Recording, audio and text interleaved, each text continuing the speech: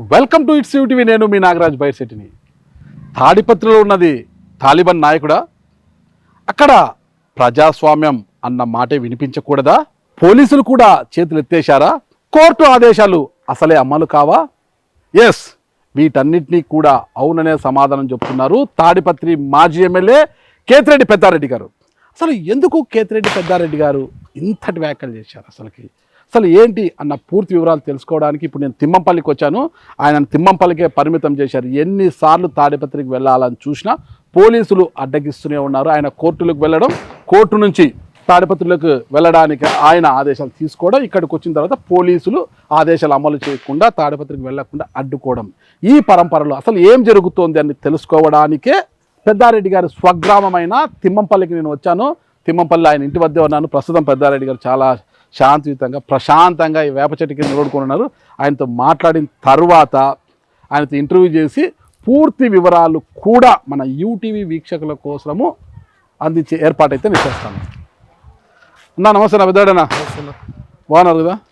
ప్రశాంతంగా చెట్టు కింద అంటే తాడిపత్రిలోకి వెళ్ళడము, మళ్ళీ పోలీసులు అడ్డుకోవడము, మళ్ళీ వెనక్కి రావడము, మళ్ళా కోర్టుకు వెళ్ళడము, ఇవన్నీ కూడా ఇప్పుడు ఏంది హ్యాపీగా ఒంటికాడు ఉన్నారు అంతే. ఇప్పుడు కోర్టుకు వెళ్ళారు మీరు? ఓకే, ఏం లేదా? చూడాలా ఏం జరుగుతుంది అనేది. ఓకే, సరే. నాకు ఈ విషయాల గురించి అసలు మీరు ఎందుకు వెళ్ళలేకపోతున్నారు? కోర్టుకు వెళ్ళినా పోలీసులు ఎందుకు అడ్డుకుంటున్నారు? అసలు తాడిపత్రిలోకి మీరు వెళ్ళడమే నేరమా అన్న విషయాలు మీతో మాట్లాడడానికి వచ్చాను. నాకు ఒక అవకాశం ఇస్తే లోపల కూర్చొని కొన్ని వివరాలు మనం మాట్లాడుకుంటామన్నా. వెళ్దామా లోపలికి? ఓకేనా. అన్నతో లోపలికి వెళ్తున్నాను ఇప్పుడు. మరి కొన్ని సెకండ్లలోనే వివరాలన్నీ కూడా మీకు అందిస్తా. నమస్తే. నమస్తే. నా ఫస్ట్ ప్రశ్న ఏంటంటే, కేతిరెడ్డి పెద్దారెడ్డి ఫ్యాక్షనిస్టా పిరికివాడా? అంటే ఫ్యాక్షనిస్టా అంటే ధైర్యవంతుడా పిరికివాడా అనేసి. నేను ధైర్యవంతుడే అని చెప్తా. కానీ కేతిరెడ్డి పెద్దారెడ్డి ఫ్యాక్షనిస్టు కాదు, పిరికి పంద, పిరికివాడు. ధైర్యం ఉంటే బస్తీ మీద సవాల్ తాడిపత్రిలోకి అడుగు పెట్టమను అని జేసీ ప్రభాకర్ రెడ్డి గారు, మాజీ ఎమ్మెల్యే జేసీ ప్రభాకర్ రెడ్డి గారు సవాల్ విసిరారు కదా. మరి ఎందుకు వెళ్ళలేకపోతున్నారు మీరు? వెధవలు కొల్లకు చెప్తా అంటారు, అతను మాటలు చెప్తాడు, పోలీసును అడ్డు పెడతా అంటాడు. ఓకే, అతను అడ్డుకుంటే నేను ధైర్యవంతునో కాదో అనేది తెలుస్తుంది. ఎప్పుడే కానీ నేను ఇప్పుడు ఒక 7-8 సార్లు ప్రయత్నం చేసింటా. తెల్లారాలకు పోలీసులు మా ఇంటి చుట్టూ అన్నీ ఉంటారు, లేకపోతే మధ్యలో అన్నీ ఉంటారు, లేకపోతే తాడిపత్రికి పోతే పోయిన తక్షణమే గవాన్ని పట్టకస్తారు, అనంతరం లెట్స్ పెట్టి పోతారు. అవును, నువ్వు వచ్చి అడ్డుకో, నువ్వు మగోనివి కదా, అధికారం ఉంది కదా, అన్నీ ఉన్నాయి, నువ్వు వచ్చి అడ్డుకో. అడ్డుకుంటే శక్తి కానీ అతనికి బలం కానీ లేదు. అందువల్లే అతను అడ్డుకోలేక పోలీసులను పట్టుకొని రాజకీయాలు చేసేది మొదలుపెట్టాడు. అంతకుమించి అతను చేసేదేం లేదు, ఇంకోటి ఏం లేదు. ఒకటే అంటున్నారు జేసీ ప్రభాకర్ రెడ్డి పదే పోలీసులకు నేను చెప్పట్లేదు, పోలీసులకు నేను చెబితే వాళ్ళు ఆపుతారా? పెద్దారెడ్డి రావాలనుంటే ధైర్యంగా రావచ్చు. పోలీసుల సాకుతో ఎందుకు ఆగిపోతాడు? 5 ఏళ్ళు నేను ప్రతిపక్షంలో ఉన్నప్పుడు పోరాటం చేశాను. నేను నా కుమారుడి పైన ఎన్ని కేసులు పెట్టినా నేను పోరాటం చేసి తాడిపత్రిలో ఉండి పోరాటం చేశాను. మరి పెద్దారెడ్డి ఎందుకు రావడం లేదు? 5 ఏళ్ళు బాగా హ్యాపీగా సుఖవంతమైన జీవితాన్ని గడిపాడు. ఇప్పుడు కాదు కూడదని తాడిపత్రిలోకి వస్తే గొడవలై పోలీస్ స్టేషన్కి పోతే మళ్ళీ ఆ జీవితాన్ని అనుభవించాలని ఒక భయంతో రాలేకపోతున్నాడని ప్రభాకర్ రెడ్డి గారి నుంచి వస్తున్న వాదన. మళ్ళీ పోలీసు వాళ్ళు తినిన ధరకు వస్తున్నారా? వాళ్ళు ఏమన్నా ఏంటికి వస్తున్నారు? అతను చెప్పకపోతే వీళ్ళు ఏంటికి వస్తున్నారు అంటే, నేను ఇంటికి పోతే పోలీసు వాళ్ళు వచ్చి ఇంటికి తీసుకొచ్చారు, అతనే రావచ్చు కదా. నాకు సుఖం అనేది కానీ ఇంకోటి కానీ ఎప్పుడు కూడా తక్కువే. ఏంటికంటే మేము ప్రతిపక్షంలోనే ఎక్కువ కాలం బతికినాం.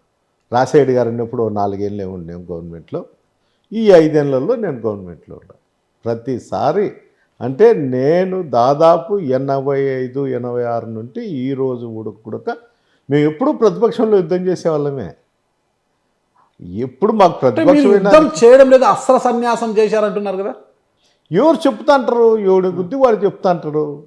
పోలీస్ అధికారులకు చెప్పవను. కోర్టులంటే గౌరవం లేదు జేసీ ప్రభాకర్ రెడ్డికి. ఇలాంటి నిందలు ఎందుకు? నాకు కోర్టులంటే గౌరవం ఉంది, పోలీసుల వ్యవస్థ అంటే నాకు గౌరవం ఉంది, చట్టం అంటే నాకు. రామను పెద్దారెడ్డిని చూసుకుంటాము అని అంటుంటే కూడా మీరు ఎందుకు? అసలు ఇప్పుడు మీ పార్టీ నాయకత్వం ఉంది, మీ పార్టీ అధ్యక్షులు ఉన్నారు ఇక్కడ, ఎందుకు వాళ్ళ దృష్టికి తీసుకెళ్ళి ఒక్కసారి అందరిని పిలుచుకొని మీరు పొలమని ఒక గుంపుగా పోలేకపోతున్నారు తాడిపత్రిలోకి? ఇప్పుడు రాజకీయాలు వేరు, తాడిపత్రి పరిస్థితులు వేరు. ఓకే, ఏదన్నా కానీ నేను ఎదుర్కొంటా అనే ధైర్యం నాకుంది. ఆడ ఉన్నది కూడా ఒక మనిషే కదా. అదేం వేరే ఇది కాదు, భూతం కాదు, దయ్యం కాదు, ఆడున్నది ఒక మనిషే, మీలాంటి ఒక మనిషి అక్కడ.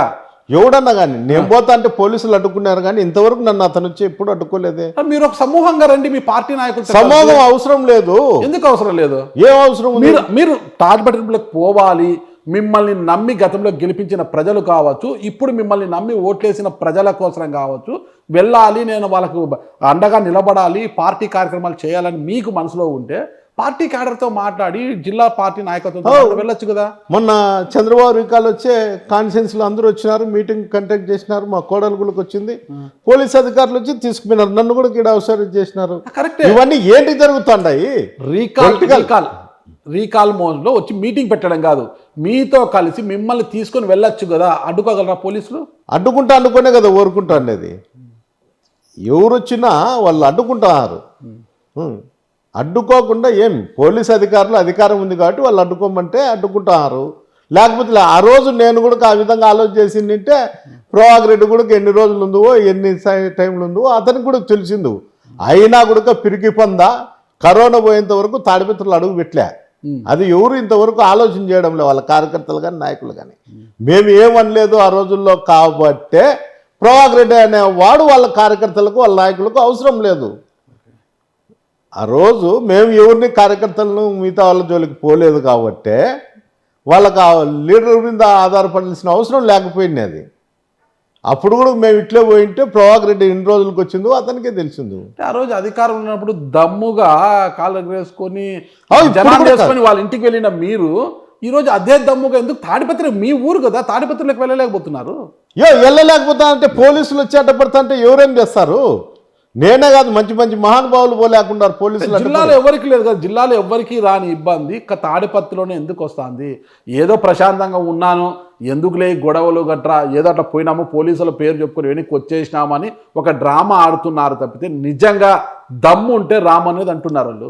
వాడు ఒక పెద్ద వాంతో రాజకీయాలు చేయడమే వేస్ట్. కానీ మా కార్యకర్తల కోసం మా వాళ్ళ కోసం నేను చేయాల్సిన పరిస్థితి వచ్చింది. అంత వెధవరా కొడుకుతో ఎవరు చేయలేకనే అందరూ అస్త్ర సన్యాసం చేసి ఉండామంటే ఉండాము, పోయినామంటే పోయినామని వండుకొనే వాడు ఈ స్థాయికి ఎదిగినాడు. ఈరోజు నేనంటే భయం కాబట్టే అతను స్వయాన అతను నోటితోనే చెప్తాడు వాళ్ళ కుటుంబం తప్ప ఎవరైనా ఉండొచ్చు అని. అంటే ఇంక వేరే వాళ్ళు ఉంటే ఇంక అతను ఏ విధంగా ఆలోచన చేస్తానని నాకు తెలియదు. కానీ నేనైతే ఏంటికి అంత భయం, ఉలిక్కి పడడము, భయపడము, పోలీసులను తెల్లారి నుండి ఫోన్ చేయడము, వాడు వచ్చినాడని చెప్పడము. చెప్పాను, ఫోన్ చేయి ఎస్పీ గారికి, ఏం పెద్దారెడ్డిని ఎందుకు పంపిరా మీరు, ఏంటి కట్టపడతారని చెయ్యి చెప్పవను. ఇట్లే నేను రాకపోతే అడుగు. నేను గ్రామాలలో ఉండేవాడిని, ఇట్లా వాళ్ళని చేసి ప్రవకడాలను కోకొల్లలు చూసినా నేను. వీళ్ళు ఏ రోజు కూడా అందరిని అడ్డ పెట్టుకొని బతికిన వాళ్ళు. నాకు అడ్డ పెట్టుకోవాల్సిన అవసరము లేదు, ఇంకోటి కూడా లేదు. నేను స్వయంగానే నేను వాళ్ళ మీద ఫేస్ చేసే ధైర్యం నాకు దేవుడు ఇచ్చినాడు. ఈ గ్రామం చుట్టుపక్కల ఉండే గ్రామాలు ఇప్పుడు కూడా తాడిపత్రి కాన్స్టిట్యూన్సీ ఉండే వైఎస్ఆర్సీపీ నాయకులు కార్యకర్తలు ఈ రోజు కూడా నాకు భరోసాగా నిలబడినారు. మీకు భరోసాగా నిలబడ్డారు, మీకు అంత ధైర్యం ఉంది కదా. మరి ఎప్పటికైనా జేసీ ప్రభాకర్ రెడ్డి మీద పైచేయి సాధించాలని అనుకోవాలి. కానీ ఇంకెంతకాలంతో 3 ఏళ్ళు చచ్చిపోతాడు, ఆ తర్వాత ఏంటి పరిస్థితి అంటే ఈరోజు జేసీ ప్రభాకర్ రెడ్డికి ఎదురుగా నిలబడి పోరాడే ధైర్యం లేకుండా ఆయన చావును కోరుకోవడం ఏంటి? మీరు నాకు అర్థం కాలేదు. అంటే ఆయన చచ్చిన తర్వాత మీరు ధైర్యంగా తిరగవచ్చని ఆయన లేకపోతే? వాని గురించి మాట్లాడమే నాకు సిగ్గుచేటు. మీరే నాతో వాని గురించి ఉచ్చరించే విధంగా. ఆయన ఒక మాజీ ఎమ్మెల్యే, మున్సిపల్ చైర్మన్ అండి, పట్టణ మొదటి పౌరుడు అతను టౌన్కి, ఆయన తాడిపత్రి టౌన్కి. ఎలా అంటే ఎలా మీరు? ఆయన మాజీ ఎమ్మెల్యే. మీకు తుమ్మంపల్లెలో పంచాయతీ వ్యవస్థ ఉన్నంత వరకు ఉన్నప్పటి నుండి ఇంతవరకు ఇనామినేషన్ అవుతుంది అంటే ఏమని అర్థము?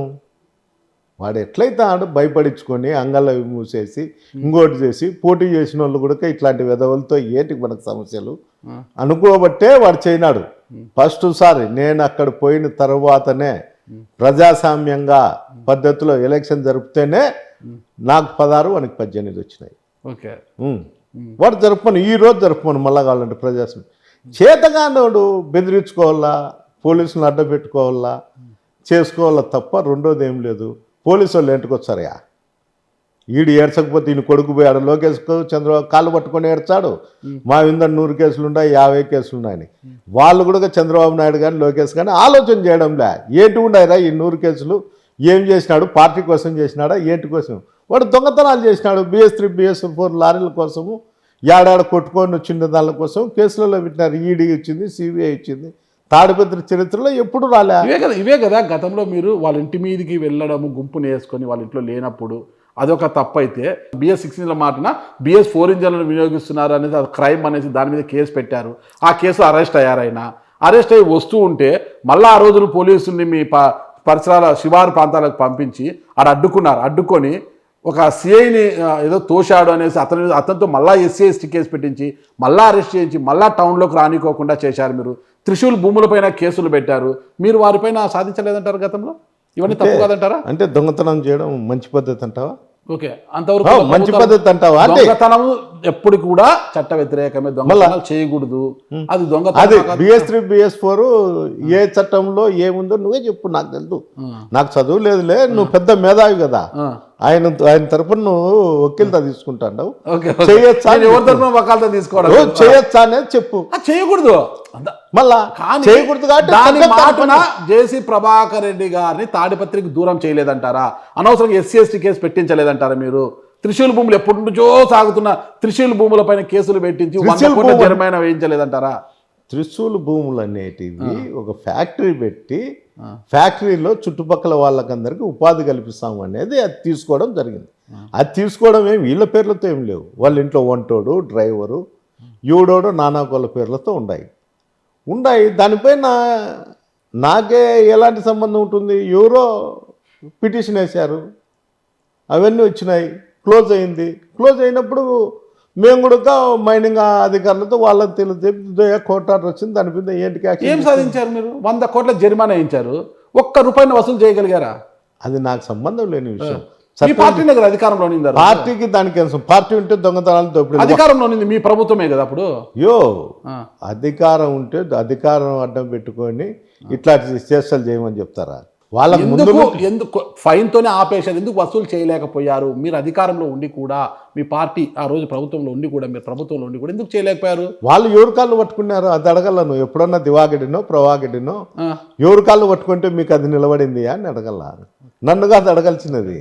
అంటే కాళ్ళు పట్టుకుంటే కరిగిపోయేంత ఉన్న ప్రభుత్వం మీద అంటే మిమ్మల్ని కూడా కాదనుకొని మీ ప్రభుత్వం అధికారులు ఉంటారు కదా, అధికారులను కాళ్ళు పట్టు లోకేష్ గారిను కాళ్ళు పట్టుకుంటారు, చేసుకుంటారు. ఈరోజు నేను తాడిపత్రికి పోలేదంటే DGPకి లోకేష్తో చెప్పించుకుంటారు. అటువంటి వీళ్ళకి సెక్షన్, ఇతనేమో వాయిస్ ఇచ్చాడు, పోలీసు వాళ్ళు వచ్చి అడ్డపడతారు. అంటే కేసులకు భయపడే వ్యక్తి కాదు పెద్దారెడ్డి నాకు తెలిసి. నాకు ఈ కేసులు ఉన్నాయి.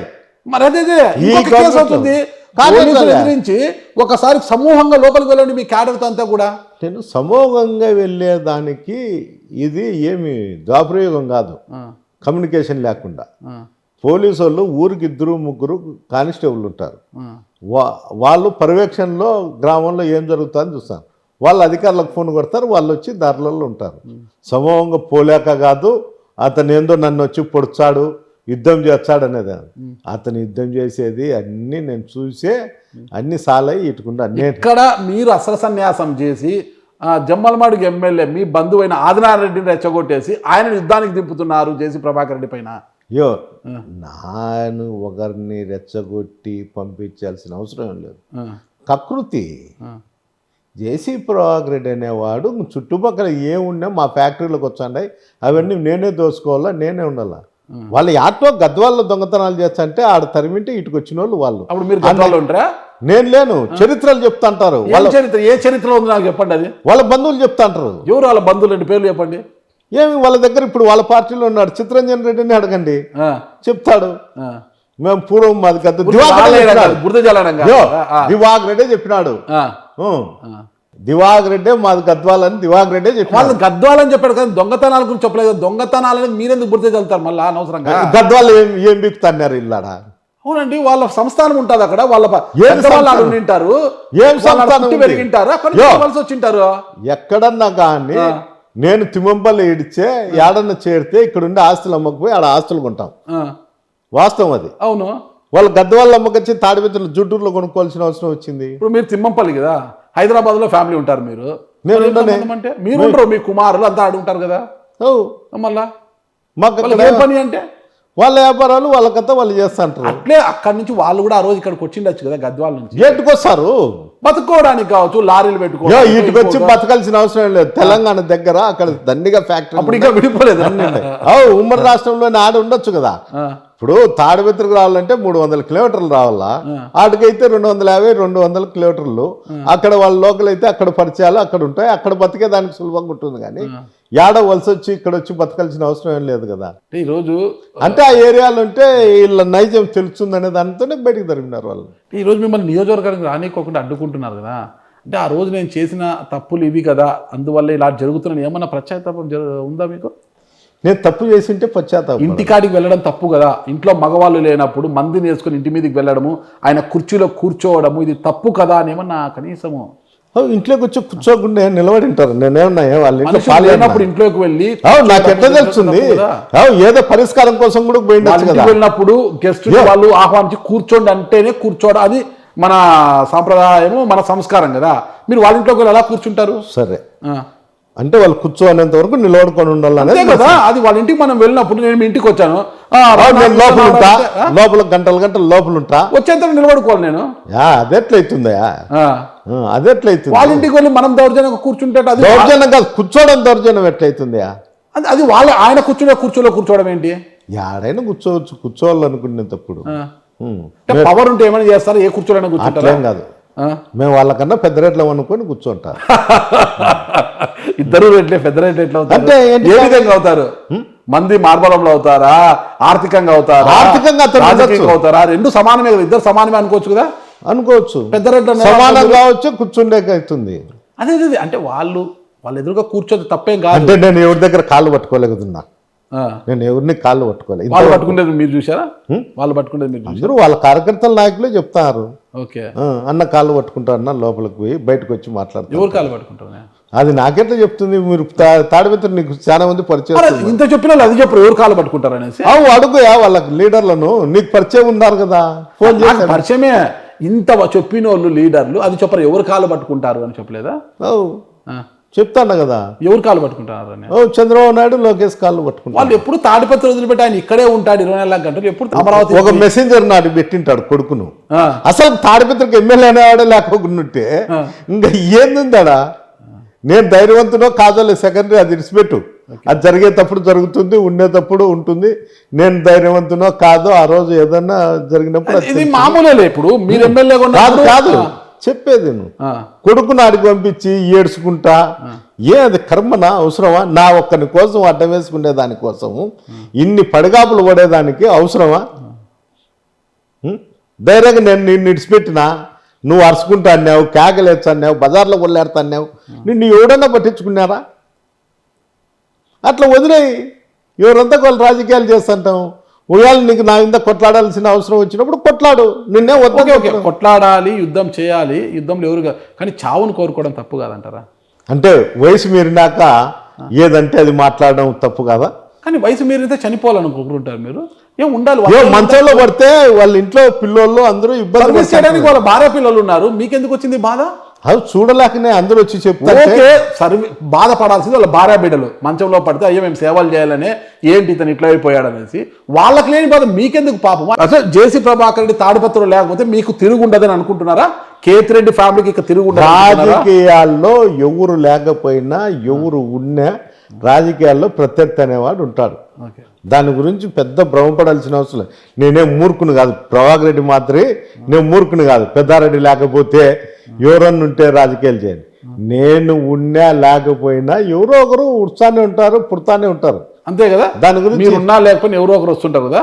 అదే జరుగుతుంది అంటున్నారు ఈరోజు కేతిరెడ్డి పెద్దారెడ్డి గారు తాడిపత్రిలోకి వెళ్ళలేకపోతున్నారు, పార్టీ కార్యక్రమాలు చేయలేకపోతున్నామాడ, పార్టీ వెనకబడుతుంది. ఎవరు చెప్పినారు పార్టీ కార్యక్రమం? ఒక్క నిమిషం అక్కడ ఎవరినో ఒకరిని అదనపు సమన్వయకర్తను పెట్టాలని మీ పార్టీలోని ఇదే జిల్లాకు చెందిన ఒక నాయకుడు అధినేత దృష్టికి తీసుకెళ్తే అధినేత ఇంకొకరికి బాధ్యతలు అప్పచెప్పారు. ఈ నేపథ్యంలో అదనపు సమన్వయకర్తగా రమేష్ రెడ్డి పేరును పరిశీలిస్తున్నారు అన్న వార్తలు అయితే బయటకు వస్తున్నాయి. మరి దీనికి మీరు ఒప్పుకుంటారా? నేను ఒప్పుకున్నాను. ఓకే, ఎట్లా ఒప్పుకుంటాయా? నాతో ఆయన చర్చించను ఈ విధంగా ఉందని ఆలోచన చేస్తాను, దాని గురించి నేను ఆలోచన చేస్తాను.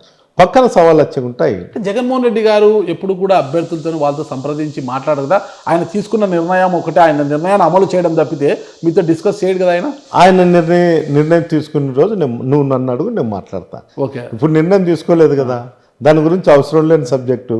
ఇప్పుడు ఎప్పుడు విజయవాడలో ఉండే జిల్లాకు చెందిన ఒక నాయకుడు ఎందుకు మీకు ప్యారలల్గా ఇంకొక నాయకుడిని తాడిపత్రిలోకి తెస్తే బాగుంటుందని ఆలోచిస్తున్నారు? రాజకీయాల్లో ఒకరి ఎదుగుదల చూడలేని వాళ్ళు చాలా మంది ఉంటారు. ఓకే, దాంట్లో ఒక భాగం కావచ్చు, అంతేగాని రాజకీయాల్లో ఒకరి ఎదుగుదలను చూడలేక ఉంటారు కొంతమంది నాయకులు. ఎవరికైనా అదే కోవ కిందకి, ఏ పార్టీలో కూడా ఉంటారు. అదే కోవ కిందకి కేతిరెడ్డి పెద్దారెడ్డి గారు రారంటారా? అది వచ్చారు రాదు వాళ్ళు చెప్పాలా, నేను చెప్పాలి సార్. నేను చెప్తున్నా చెప్పు. ఓకే, రాప్తాడ్ నియోజకవర్గానికి సంబంధించి తొమ్మిది ప్రకాష్ రెడ్డి మాజీ ఎమ్మెల్యే అక్కడ ఉన్నారనమాట, మీ పార్టీ నాయకుడు ఆయన. అయితే ఇటీవల ఆయనకు వ్యతిరేకంగా కొన్ని పార్టీకి వ్యతిరేకంగా కొన్ని కార్యక్రమాలు చేస్తున్నారంటూ మహానందరెడ్డి పైన తొమ్మిది ప్రకాష్ రెడ్డి అధిష్టానానికి ఫిర్యాదు చేసి మహానందరెడ్డిని పార్టీ నుంచి సస్పెండ్ చేయించారు. ఆయన ఒప్పుకున్నారు, నేనే చేయించాను సస్పెండ్ అని. పార్టీకి వ్యతిరేక కార్యక్రమాలు చేస్తాను, టీడీపీ వాళ్ళతో కొలుడయ్యాడు ఆయన. పార్టీ సస్పెండ్ చేసిన వ్యక్తితో ఒకవైపు తోబుదూత్ ప్రకాష్ రెడ్డి వాళ్ళ కుటుంబం దూరంగా ఉంటే వాళ్ళ ఇంట్లో డిన్నర్లకు మీరు వెళ్ళడము, మహానందరెడ్డిని సస్పెండ్ చేస్తే పార్టీ, మీరు సజ్జల రామకృష్ణారెడ్డి గారికి పోలిస్తే వాళ్ళ అన్న చనిపోయాడు, పార్టీలోనే ఉంటూ ప్రసాద్ రెడ్డి గారు చనిపోయారు, అలాంటి వ్యక్తిని సస్పెండ్ చేస్తే ఏం బాగుంటుందని మీరు ఫోన్ చేసి అడగడము కరెక్ట్ అంటారా? ఫోన్ చేసి డైరెక్ట్ అడిగాను. డైరెక్ట్ కరెక్ట్ అనేది కాదు. మన పార్టీలో ఉన్నప్పుడు ప్రతిపక్షంలో వాళ్ళ అన్న చనిపోయినాడు, ఒకసారి ఆలోచన చేయండి ఏదన్నా ఉంటే చెప్పడం జరిగింది. అది నన్ను ప్రకాష్ రెడ్డి కూడా అడిగినాడు, నేను ఇదే చెప్పినా. పక్క నియోజకవర్గాల పరిస్థితి మీకెందుకు? పక్క నియోజకవర్గాల పరిచయాలు ఉన్నప్పుడు ఎవరు గురించి మాట్లాడారు? అక్కడ మీ పార్టీ నాయకుడికే బ్యాడ్ నేమ్ వస్తుంది, మీ పార్టీ నాయకుడు యుద్ధం చెప్పడంలో తప్పు లేదు, వాళ్ళని ప్రోత్సహించడంలో తప్పు ఉంటుంది. ఇది గుర్తుపెట్టుకో.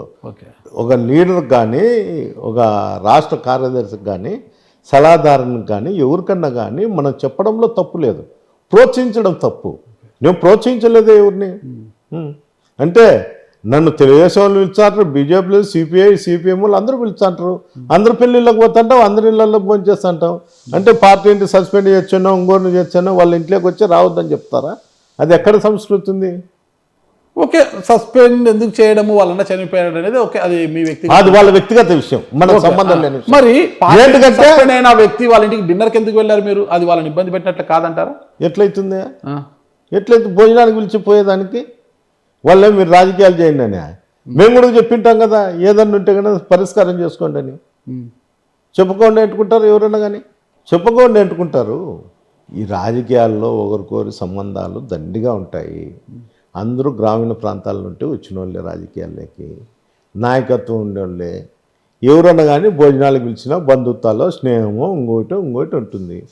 ఎవరన్నా కానీ ప్రకాష్ రెడ్డి తరపునో లేకపోతే అనంతపురం తరపునో కదా వాళ్ళు పరిచయాలు అయింటారు. ఓ పార్టీలో ఉండే ప్రోగ్రాంలకు వచ్చినప్పుడు పరిచయం అయింటారు. వాడు భోజనానికి పిలిచానో లేకపోతే ఏంటికన్నా పిలిచి పోకుండా ఎంటుకుంటారు. దానికి పార్టీని ఆలోచించాలి కదా. అక్కడ మన పార్టీ నాయకులే వాళ్ళతో విభేదిస్తున్నారు, మనం వెళ్తే మళ్ళీ మనకు మాట వస్తుందేమో, ఎందుకు వెళ్ళాలి అని ఒకసారి ఆలోచించవచ్చు కదా. ఇప్పుడు ఆలోచన చేసేంత తప్పు మేము చేయలే. భోజనాలు పిలిచి తెలుగుదేశం వాళ్ళు పిలిచారు పోతాంటాము, దానికి ఏమన్నా అర్థం చేసుకోవాలా? అంటే మేము తెలుగుదేశం లేకుండా నేను పోతా అనే, లేకపోతే వాళ్ళు వైఎస్ఆర్సీపీలోకి వచ్చారనే. ఎవరు స్టాండ్ వాళ్ళకు ఉంటుంది, ఎవరి పరిస్థితి ఉంటుంది. నేనైతే జిల్లాలో ఇంకో కాన్ఫరెన్స్లలో రాజకీయాలు నేను కానీ నా కొడుకు కానీ ఇంకో కాన్ఫరెన్స్లలో ఎప్పుడు కూడా జోక్యం కలిగించుకోము. ఓకే, మీరు జోక్యం చేసుకోరు, కరెక్టే అనమాట. మీ నియోజకవర్గంకే మీరు పరిమితం అవుతారు. ఇదే కోవాలని మళ్ళీ ఇంకోటి, గోరంట్ల మాధవ్, హిందూపురం మాజీ ఎంపీ గోరంట్ల మాధవ్ గారు మీ పార్టీ నాయకుడు. ఆయన రాప్తాడులో వర్గం కడుతున్నాడు, ప్రత్యేకంగా వర్గాన్ని ఏర్పాటు చేసుకొని తనకు వ్యతిరేకంగా తిరుగుతున్నాడు అనేసి ఇదివరకే తోబుదూత్ ప్రకాష్ రెడ్డి గారు అధిష్టానానికి ఫిర్యాదు చేశారు.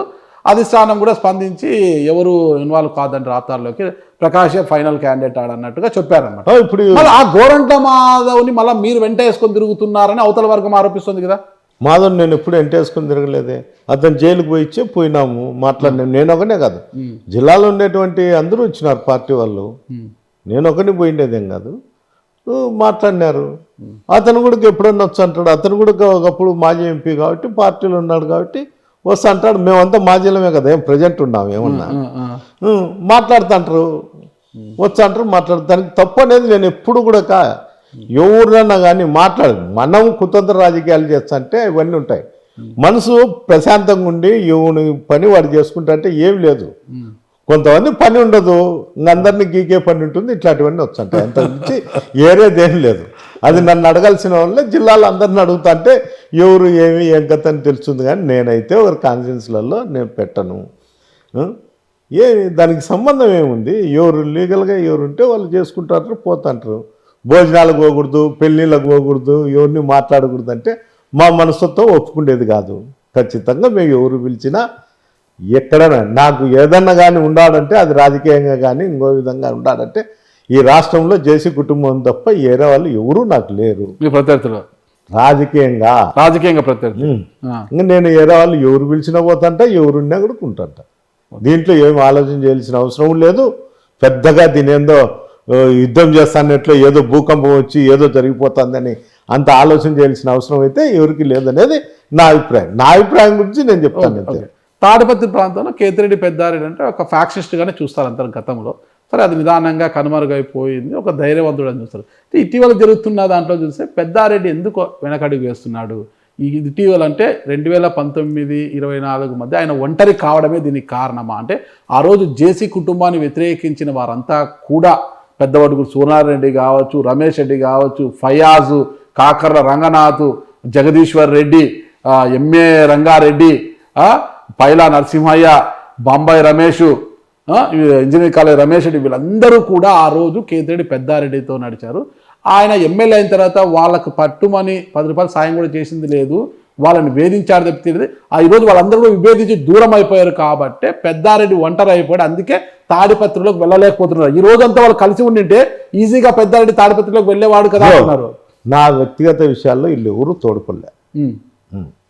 రాజకీయంగా కొంతమంది తోడుపడినారు, నేను కాదని చెప్పడం. నువ్వు చెప్పిన పేర్లలో చాలా మంది రాజకీయ స్వార్థం కోసము గవర్నమెంట్ ఎప్పుడు వచ్చింది ఏం కథ చూసుకొని పార్టీలు మారుతుంటారు. దానికి నేను సంబంధం, నా మీద వ్యతిరేకత కాదు. నువ్వు వాళ్ళని అడుగు. పెద్దారెడ్డి ఉన్నప్పుడు ఇప్పుడు నువ్వు చెప్పిన పేర్ల వాళ్ళందరినీ మీరు సంపాదించినారా లేదా? మీరు ఏమన్నా రాజకీయంగా మిమ్మల్ని ఏమన్నా అన్నారని ఒక బేస్లో వాళ్ళంతా వాళ్ళు ఉండారు. ఇప్పుడు పార్టీలు ఉన్న వాళ్ళు నన్ను ఎవరు విభేదించడంలే. నువ్వు చెప్పిన సూర్యనాయుడు పద్దన వచ్చాడు, మాట్లాడు, నువ్వే మాట్లాడు. పెద్ద సూర్యనారాయణ ఎవరినో మాట్లాడు, రమేష్ రెడ్డితో మాట్లాడు. ఏమయ్యా నువ్వు పెద్దాడని నన్ను విభేదించుతున్నావని ఫయాజ్ మాట్లాడు. ఓకే ఓకే ఓకే ఓకే ఈ రోజు వాళ్ళ భయంతోనే ఏదో చెప్పచ్చు. మరి మిమ్మల్ని అడ్డుకునే రోజు, పోలీసులు మిమ్మల్ని అడ్డుకుంటున్న ప్రాంతంలో ఈ అందరిలో ఎవ్వరు కూడా మీ చుట్టుపక్కల కనిపించడం లేదు.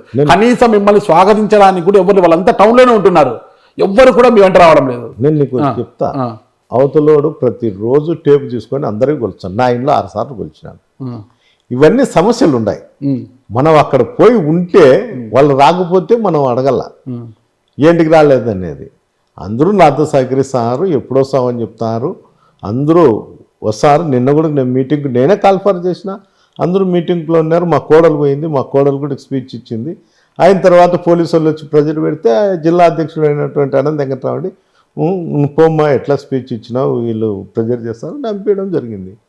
అంతే తప్ప వీళ్ళు నాకు సహకరించరనేది ఎట్లా చెప్పగలుగుతుంటావు? సహకరించేవారైతే పెద్దారెడ్డన్నా నువ్వు రా, మేమున్నాం ఇక్కడ, మేము తీసుకెళ్తాం, మేము మళ్ళీ తాడిపత్రి పట్టణం మిమ్మల్ని అడ్డుకుండేది ఎవరని ఏ ఒక్కరైనా ముందుకు వచ్చారా? మళ్ళీ ఏంటికి రారు? ఎవరు వచ్చారు చెప్పండి ఇంతవరకు? ఎవరు వచ్చారు? అసలు నేను ఫయాజ్ వచ్చాడా, రమేష్ రెడ్డి వచ్చాడా? రమేష్ రెడ్డి ఏమంటున్నాడు ఈరోజు?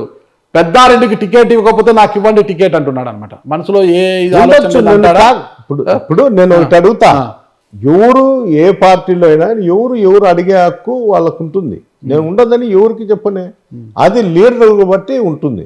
ఎవరు ఉండాలా ఎవరు ఉండకూడదు ఏం కథ అనేది ఎవరన్నా అడగచ్చు, దాంట్లో తప్పే ఉంది, తప్పేం లేదు. అంటే ఆ రోజు మీ స్వార్థం కోసము ఫయాజులు కావచ్చు, రమేష్ రెడ్డి కావచ్చు, మీరు చేసిన అన్యాయం వల్లనే, అంటే కేవలం మీ స్వార్థపూరిత రాజకీయం, అంటే మీ కుమారుని ఆ గద్దెనెక్కించాలనేసి మున్సిపల్ పీఠంపై కూర్చోబెట్టాలని వాళ్ళిద్దరికి అన్యాయం చేయడంతో ఈరోజు వాళ్ళిద్దరు దూరం అయ్యారనుకోవచ్చు. వాళ్ళు అడిగిన సీట్లు నేను ఇచ్చిన, ఓకే అన్ని చేసిన, నేనే డబ్బు పెట్టినా మున్సిపాలిటీకి.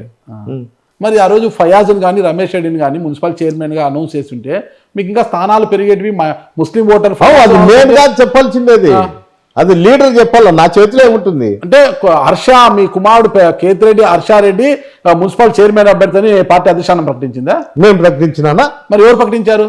ఎమ్మెల్యే అనుమతులు ఏంటి? ఎవరు ప్రకటించారు? ఎవరు ప్రకటించలే. ఎలక్షన్స్ లో హర్ష ఎవరు ప్రకటించలే. ముందుకు పోయారు లేదా? ప్రకటించలే. జేసీ ప్రభాకర్ రెడ్డి గారు నేను కాదు చైర్మన్, ఇంకొకరని ఆయన ఎలక్షన్ కి వచ్చారు. జేసీ ప్రభాకర్ మళ్ళీ ఏది చేయలేదు. ఎవరు? అందుకే కదా ఆయన చైర్మన్ అయినాడేనా? ఆయన వద్దు మాకు వద్దు. అదొక ఆయన ఒక రాజకీయం, చాలా తెలివైన రాజకీయం చేశారు ఆయన. వేరే వాళ్ళని ఆయన కేసీఆర్ ఎట్లయితే తెలంగాణ వస్తే దళితుని సీఎం చేస్తానని ఆయన మళ్ళా ఆయనకి కూర్చున్నారు. ప్రభాకర్ రెడ్డి గారు చేసుకున్నారు. ప్రజలు కానీ మన కార్యకర్తలను కానీ మోసగించడం నాకు తెలియదు. నాకేది ఉంటే అది మాట్లాడేది నా మనస్తత్వం. ఆల్రెడీ మీరు ఎమ్మెల్యేగా ఉన్నప్పుడు మీ కుమారుని ఎందుకు అనుకున్నారు? మీరు మున్సిపల్ చైర్మన్ కుర్చీలో ఎవరు అనుకున్నారు? ఆ రోజు జరిగింది అదే కదా. హర్షాన్ని మున్సిపల్ అనౌన్స్ చేసినావా? యా పేపర్లో వచ్చింది చెప్పు, యా టీవీలో వచ్చింది? నిలబెట్టకూడదు అనేది ఏంటుకుంటుంది? ఇప్పుడు ఎవరు కుటుంబంలో అయినా కానీ వాళ్ళ కుటుంబంలో ఉన్నవని యాన్నో చోట నిలబెట్టింటారు కౌన్సిలర్గా. ఆ రోజు గెలిచినాకనో ఓడినాకనో ఎవరు ఏం కథ అనేది అధిష్టానం నిర్ణయించేది, నేను ఇచ్చేది కాదు. ఎవరన్నా కానీ ఏ పదవి కావాలన్నా ఏం కావాలన్నా కూడా మాకు అధిష్టానం ఉంటుంది, ప్రాంతీయ పార్టీ. ఆ లీడర్ ఏది చెప్తే అది జరుగుతుంది తప్ప పెద్దారెడ్డి అనుకుంటేనో ఎల్లారెడ్డి అనుకుంటేనో ఇంకోటి అనుకుంటే జరిగేది కాదు. ప్రతి చోట ఎమ్మెల్యే అభీష్టం మేరకే అభ్యర్థులు ఎంపిక చేయడం జరిగింది. అనంతపురంలో కూడా మహాలక్ష్మి శ్రీనివాసులు మేయర్ అనుకుంటే చివరి బొత్స సత్యనారాయణ గారు వచ్చినప్పుడు కాదు మైనార్టీకి ఇవ్వాలనేసి అనంత వెంకటరామరెడ్డి గారు పట్టుబట్టడం మైనార్టీకి ఇవ్వడం జరిగింది. ప్రతి చోట ధర్మవరంలో కావచ్చు, ఎక్కడైనా కూడా అదే. నేనైతే అప్లై చేయలే. మీరు కావాలంటే కనుక్కో, నీకు కొంతమంది మిత్రులు కూడా ఉన్నారు ఆఫీస్లో, కనుక్కో. ఓకే, నేను అప్లై చేశాను. నేను ఇంతవరకు మా లీడర్కు చాడీలు కూడా చెప్పాను, నువ్వు కనుక్కో. మరి జేసీ ప్రభాకర్ రెడ్డి గారి మీద పోటీ చేసిన రోజు కౌన్సిలర్గా మీ పార్టీ నాయకుడు జగదీశ్వర్ రెడ్డి కదా. జగదీశ్వర్ రెడ్డి ఓటమి వెనక కేతిరెడ్డి పెద్దారెడ్డి గారు అస్తం ఉంది అంటే మీరేమంటారు? లేదని చెప్తాను. ఎందుకంటే జగదీశ్వర్ రెడ్డి గెలిస్తే కొడుకు హర్షారెడ్డికి పోటీగా వస్తాడు, ఓడించాలనేసి ఓడిపోయి 200 ఓట్ల తేడాతోనే ఓడిపోయాడు. జగదీశ్వర్ రెడ్డి గెలిస్తే మళ్ళీ ఎక్కడ మున్సిపల్ చైర్మన్ అడుగుతాడు అనే ఒక అభద్రతా భావముతో ఆయనను ఓడించింది కేతిరెడ్డి పెద్దారెడ్డి గారు అని మీ పార్టీ నాయకులు అంటున్నారు. దానికి మీరేమంటారు? ఎవడన్నా అనుకోవచ్చు, అతనికి ఉండేటువంటి సంబంధాలు ఆ ఏరియాలో ఏముందనేది కొంతమంది గురించి నేను చెప్పడం అది వేస్ట్. ఈరోజు మీ దగ్గర లేరు కదా, మీరు కొల్లకి చెప్తారని. వాళ్ళ క్యారెక్టర్ చూడండి, పోయి అడగండి ఏం కథ, ఏం పరిస్థితి, ఏంటి కొడిపోయినారని. మరి కాకర రంగనాథ్ వీళ్ళంతా ఎందుకు దూరం అయిపోయారు మీకు? వాళ్ళిద్దరికి విభేదాలతోనే అది జరిగిండేది, నేను చేసిండేది ఏం కాదు. ఇడిపోయినారంటే ఎవరికి చెప్తాడా? కొన్ని చోట్ల రాజకీయాల్లో ప్రభుత్వం ఇది వచ్చింది అది వచ్చిందని వాళ్ళేం పొలిటికల్గా ఏం పెద్ద నాకు ఒరగబెట్టిండేది లేదు, ఇంకోటి ఏం లేదు. వాళ్ళు ఏ పార్టీ వచ్చి ఆ పార్టీలో ఉండేవాటి వాళ్ళు అలాంటి వాళ్ళు పోతుంటే నేను ఎవరిని కూడా పిలిచే పరిస్థితి లేదు. పోనీలే అనుకుంటున్నాం అంతే తప్ప నేను ఎవరిని భంగపోయిండేది లేదే. ఇంతకు మీరు తాడిపత్రిలోకి ఎప్పుడు అడుగు పెడతారు? తాడిపత్రిలోకి ఎప్పుడు అడుగు పెట్టబోతున్నారు? చూస్తా అంటారు కదా ఎప్పుడు పెట్టేది ఏం కథ. అంటే నేను అడుగు పెడతాడా పెట్టకే. నిన్న కూడా హైదరాబాద్ ఉంటే వచ్చిండేది. 2-3 సార్లు ఇంటికి పోయినా పోలీసు వాళ్ళే బలవంతంగా తీసుకొచ్చినారు. నా ప్రయత్నాలు నేను చేస్తాంట, అది జరిగేది జరుగుతుంటుంది. మీరు చేస్తున్నారు, కానీ గతంలో మీ వెంట తిరిగిన వారు ఈరోజు అడుగు పెట్టలేకపోతున్నారు. పాపం చెప్పాలంటే ఒక 4-5 మంది ఈ రోజు మీ వెనకాలే తిరుగుతున్నారు. తాడిపత్రి వెళ్ళలేక పూర్తిసారి చెప్పాలంటే వాళ్ళ సంసార జీవితానికి దూరం అయిపోతుంది, సుఖ సంసారం లేకుండా పోతుందంట వాళ్ళ కుటుంబాలకు. ఇవన్నీ అబద్ధము, అన్ని డ్రామాలు. ఎవడు పోవడంలే, అందరూ లక్షణంగా ఉన్నారు, అందరూ పోతారు వస్తారు. కొన్ని అనువాద కారణాల వల్ల ఏదన్నా ఇబ్బంది ఉన్నాడు పోతాడు, 2 రోజులు వారం ఉంటాడు, మళ్ళీ బయటకు వస్తారు. పోలీసులే బయటకు పంపిస్తున్నారు, ఏం వేరే వాళ్ళు కూడా పంపించిండేది ఏం లేదు. ఇది పరిస్థితి. ఏం ఆడొచ్చి వాళ్ళని చంపుతా అంటే పోతారనేది ఎలాంటి పరిస్థితిలో లేదు. మీరు ఎవరికైనా న్యాయం చేస్తారు కదా, మీరు ఓకే పెద్దారెడ్డి న్యాయం చేస్తారు కదా, స్ట్రైట్ కడుతుంది చెప్పండి. కందిగోపుల మురళి మీకు ప్రధాన అనుచరుడు, మీకు ఒక రైట్ హ్యాండ్ లాగా పనిచేస్తారు 5 ఏళ్ల పాటు. కందిగోపుల మురళి ఉంటే ప్రభుత్వం మీ అంటే అస్మిత్ రెడ్డి గెలిచినట్టు అంటే కూటమి అధికారంలోకి వచ్చిన వెంటనే కందిగోపుల మురళి ఇంటిపైన దాడి చేసి మొత్తం కూడా విధ్వంసం చేశారు. మొత్తం ఇంటినంతా కూల్చేసి మొత్తం ఇంట్లో ఉన్న ఫర్నిచర్ అంతా ధ్వంసం చేసేశారు. ఒక భయానక వాతావరణం నెలకొంది. మరి అలాంటి కందిగోపుల మురళి తాడిపత్రి టౌన్లోకి రాకుండా పాపం ఇప్పుడు హైదరాబాద్ వెళ్ళిపోయి తలదాచుకుంటున్నాడు. మరి కందుగోపుల మురళికి మీరు ఏం భరోసా కల్పించారు? ఆయనకి ఏం సాయం చేశారు మీరు? చేసినాను లేదు, ఫోన్ చేసాడు. నేను చెప్పాల్సిన అవసరం లేదు, ఫోన్ ఫోన్ చేసినా చేసి అడుగు. నీళ్లు కాలిపోతే పెద్దారెడ్డి సాయం చేసినాడా లేదా ఇప్పుడు మాట్లాడతాం. అడుగు. నేను సాయం చేయలేదన్నప్పుడు మాట్లాడు. నేను మా గురించి కానీ మా కుటుంబం గురించి మా గురించి కానీ పార్టీలో మమ్మల్ని నమ్ముకొని మురళి గారండి, నా ఇవ్వడం నేను తిమ్మంపల్లిలో ఉన్నాను, కేతిరెడ్డి పెద్దగారెడ్డి గారితో ఇంటర్వ్యూలో ఉన్నాను నేను. ఓకే, బాగున్నారండి? ఒక చిన్న అంశం అండి, చెప్పండి. కూటమి అధికారంలోకి వచ్చిన వెంటనే అంటే మీ ఇంటి పైన జేసీ ప్రభాకర్ రెడ్డి అనుచరులు వాళ్ళందరూ కూడా వచ్చి ధ్వంసం చేశారు, ఇల్లంతా కూడా చిందరవందరూ చేసేశారు, ఒక భయానక వాతావరణం సృష్టించారు. ఆ సమయంలో పెద్దారెడ్డి గారి నుంచి మీకు ఎలాంటి భరోసా వచ్చింది, ఎలాంటి ఆర్థిక సాయం అందింది? ఆర్థిక సాయం అనేది అనవసరం కానీ భరోసా అయితే గట్టిగానే ఉంది కదా. అంటే ఎలాంటి భరోసా ఇచ్చారు? పార్టీ నుంచి జగన్మోహన్ రెడ్డి గారు పిలిపించి గట్టిగా చెప్పారు. ఏమని చెప్పారు? పార్టీ నీకు అండగా ఉంటుంది, నువ్వు భయపడొద్దు, నీకు ఎప్పుడు పార్టీ అల్లవెళ్ళ అన్న ఉంటుంది, పెద్దారెడ్డి కూడా అండగా ఉంటాడు చెప్పి ఆయన కూడా బాగానే ఉన్నాడు. వాళ్ళు ఆర్థికంగా పూర్తిగా నష్టపోయారు. మీరు ఆర్థికంగా ఎవరు సాయం చేశారు మీకు? ఆర్థికంగా కొంతవరకు చేయగలిగిన చేశాడు అన్న. ఎవరు? పెద్దారెడ్డి గారు చేశారు. పెద్దారెడ్డి అన్న గారు పార్టీ నుంచి మేమేం ఆశించలేదు, పార్టీ ఇవ్వడం లేదు. మరి మీకు ఇంత భరోసా ఇచ్చినప్పుడు మీరు ఎందుకు హైదరాబాద్ లోనే మకాం పెట్టేశారు, తాడిపత్రికి రావడం కూడా మానేశారు? ఎందుకు? తాడిపత్రి అంటే పోలీసులు రానివ్వట్లేదు కదా. అంటే పెద్దారెడ్డి గారు రావడం, మీ నాయకుని రావడం లేదు, మిమ్మల్ని కూడా రానివ్వడం లేదా? అంటే కొన్ని రోజుల పాటు ఒక 5-6 నెలలు పోలీసులు అయితే వద్దని చెప్పారంటే మా మంచి కోసం కావచ్చు, ఏమన్నా కావచ్చు. అది అట్లే ఉంటా ఉన్నాము. ఇంకా సరే మేము రావాలంటే ఇప్పట్లో కూడా మాకు పరిస్థితులు బాగా అనుకూలంగా లేవు కదా అన్నట్టు మేము కూడా కొద్దిగా భయంతోనే రావట్లేదు ఇప్పుడు. భయంతో? ఆ భయం మీ నాయకుల్లో కూడా ఉందంటారా? మా నాయకుల్లో ఉండేది ఆయన మీ ఎదురుగానే ఉన్నాడు, మీరు ఆయన్ని అడగచ్చు కదండి. ఓకే ఓకే ఓకే, నేను అడుగుతానండి. ఓకేనా? Right right. భరోసాను ఇచ్చారు, ఆర్థిక సాయం అనేది అది అంత అవసరం లేదు అనేది ఆయన వాదన. ఆయన చేసిన చాటికి చేసినాడు అంతే. Okay okay. మరి కందిగోపుల మురళి చూస్తే హైదరాబాద్ లో ఉన్నారు, మీరు చూస్తే పోలేకపోతున్నారు. 2-3 రోజుల కిందట కూడా కొన్నాడు, వచ్చాడు పోతాడు. ఓకే. మరి మీకు అత్యంత సన్నిహితంగా ఉన్న ఎంఏ రంగారెడ్డి, మాజీ మార్కెట్ కమిటీ చైర్మన్, ఆయన ఎందుకు దూరం అయిపోయాడు అంటారు? వాళ్ళ అల్లుని గురించి పోయినాడు. ఓకే, అంతేనా? వాళ్ళ అల్లుడు అంటే వాళ్ళ భామర్ది, వాళ్ళ భార్య తమ్ముడు చెవ్వా గోపాల్ రెడ్డి టీడీపీలో ఉంటాడు. గతంలో టీడీపీ ప్రభుత్వం అధికారంలో ఉన్నప్పుడు ఆయన కొన్ని వర్కులు చేసే, కాంట్రాక్ట్ వర్కులు చేసి ఆ బిల్లులు పెండింగ్ ఉంటే మీరు ఎమ్మెల్యే అయ్యాక మీరు ఆ బిల్లులు ఇప్పించారు. మంచి విషయమే. నాకు సంబంధమే లేదు గోపాల్ రెడ్డి వర్కులకు, గోపాల్ రెడ్డికి నాకు సంబంధం లేదు. నాకు ఏదన్నా ఉన్నా కూడా సీఎం రమేష్ గారితో ఉండేది, సీఎం రమేష్ గారితో నేను మాట్లాడుకున్నాను. ఓకే, అది ఏందన్నా ఉంటే గోపాల్ రెడ్డి గుండా నాకు వచ్చిండొచ్చేమో, కానీ ఏదన్నా నాకు సీఎం రమేష్ గారితో ఉండేది, సీఎం రమేష్ గారితో. సీఎం రమేష్ త్రూ అయినా గోపాల్ రెడ్డి బిల్లుస్ క్లియర్ మీకు అందాల్సిన డబ్బులు అందినా కూడా కొన్ని విషయాల్లో అక్రమంగా తనపైన కేసులు పెడుతున్నారనేసి రంగారెడ్డి వచ్చి ఎన్నిసార్లు చెప్పినా కూడా మీరు పట్టించుకోవడంతోనే ఇక ఎందుకు అనేసి రంగారెడ్డి మీకు పూర్తిగా దూరం అయిపోయాడు అంటున్నారు. వాస్తవమా కదా? ఆయన మీద BS3 BS4 కేసులే, అది నాకు సంబంధం లేదు. పిటిషన్ ఇచ్చినాము, చాసీ నెంబర్లు దొరికినాయి, పిటిషన్ ఇచ్చినాము టోటల్ గా. దాంట్లో అతను ఇరుక్కున్నాడు, ఇరుక్కున్న దాన్ని నేను తీసేయమని చెప్పే ధైర్యం నాకు లేదు. మా లీడర్ చేతిలో ఉంది అది. ఆ రోజు ధైర్యవంతుడు, మీకు ధైర్యం లేదంటే అట్లా కాదు, మా లీడర్ చెప్పి తీసేయమని చెప్పే పరిస్థితి లేదు. ఏం చెప్పినా కూడా కొంతమంది తప్పించుకుంటారు. దాంట్లో భాగంగానే గోపాల్ రెడ్డి ఇరుక్కున్నాడు తప్ప నాకు ఉద్దేశపూర్వకంగా గోపాల్ రెడ్డిని ఇరికిల్లా, గోపాల్ రెడ్డిని చేయాలనేది నా దృష్టిలో లేదు. ఇచ్చిన సంస్థలో, మేము ఇచ్చిన సంస్థలో అతను one of the accused. Okay, ఆ విధంగా ఇరుక్కున్నాడు తప్ప నేను ఇరికిల్లు అనేది ఏముంది? ఏంటన్నా గ్రామ కక్షలు ఉంటే గ్రామ కక్షలలో పడింటారు తప్ప. రంగారెడ్డి అంత స్నేహంగా ఉన్నావు, రంగారెడ్డి మీకు ఎందుకు దూరం అయిపోయారు? అయ్యో, అది ఆయన అడుగు, ఫోన్ చేసి అడుగు, చెప్పమంటే చెప్తాను నెంబర్ కూడా. చెప్పండి, రంగారెడ్డి నెంబర్ చెప్పండి. చెప్పండి, మాట్లాడదామా? మాట్లాడు, దాంట్లో ఏముంది, మాట్లాడాలి, అన్ని క్లారిటీ అయిపోవాలి మనకి. ఇప్పుడు నాకు అవన్నీ ఓయమ్మా, నేను డిలీట్ చేసినాను. డిలీట్ చేశా అంటే అంత వ్యతిరేకత వచ్చింది. ఇప్పుడు మాట్లాడు అన్న మీరు నంబరే పెట్టుకోలేదు కావాలంటే అదే మళ్ళీ ఎంత వ్యతిరేకత లేకపోతే నంబర్ అనేది కాదు, అవసరం లేదు కదా అని తీసేసి. అంత సన్నిహితంగా ఉన్న వ్యక్తి నంబర్ పెట్టుకోవాలి కదా ఎప్పుడైనా కూడా. మరి ఇప్పుడు మాట్లాడతావు మాట్లాడు అన్నారు, నంబరే లేదు. ఇప్పుడు కూడా ఉందనే చూసినా లేదు.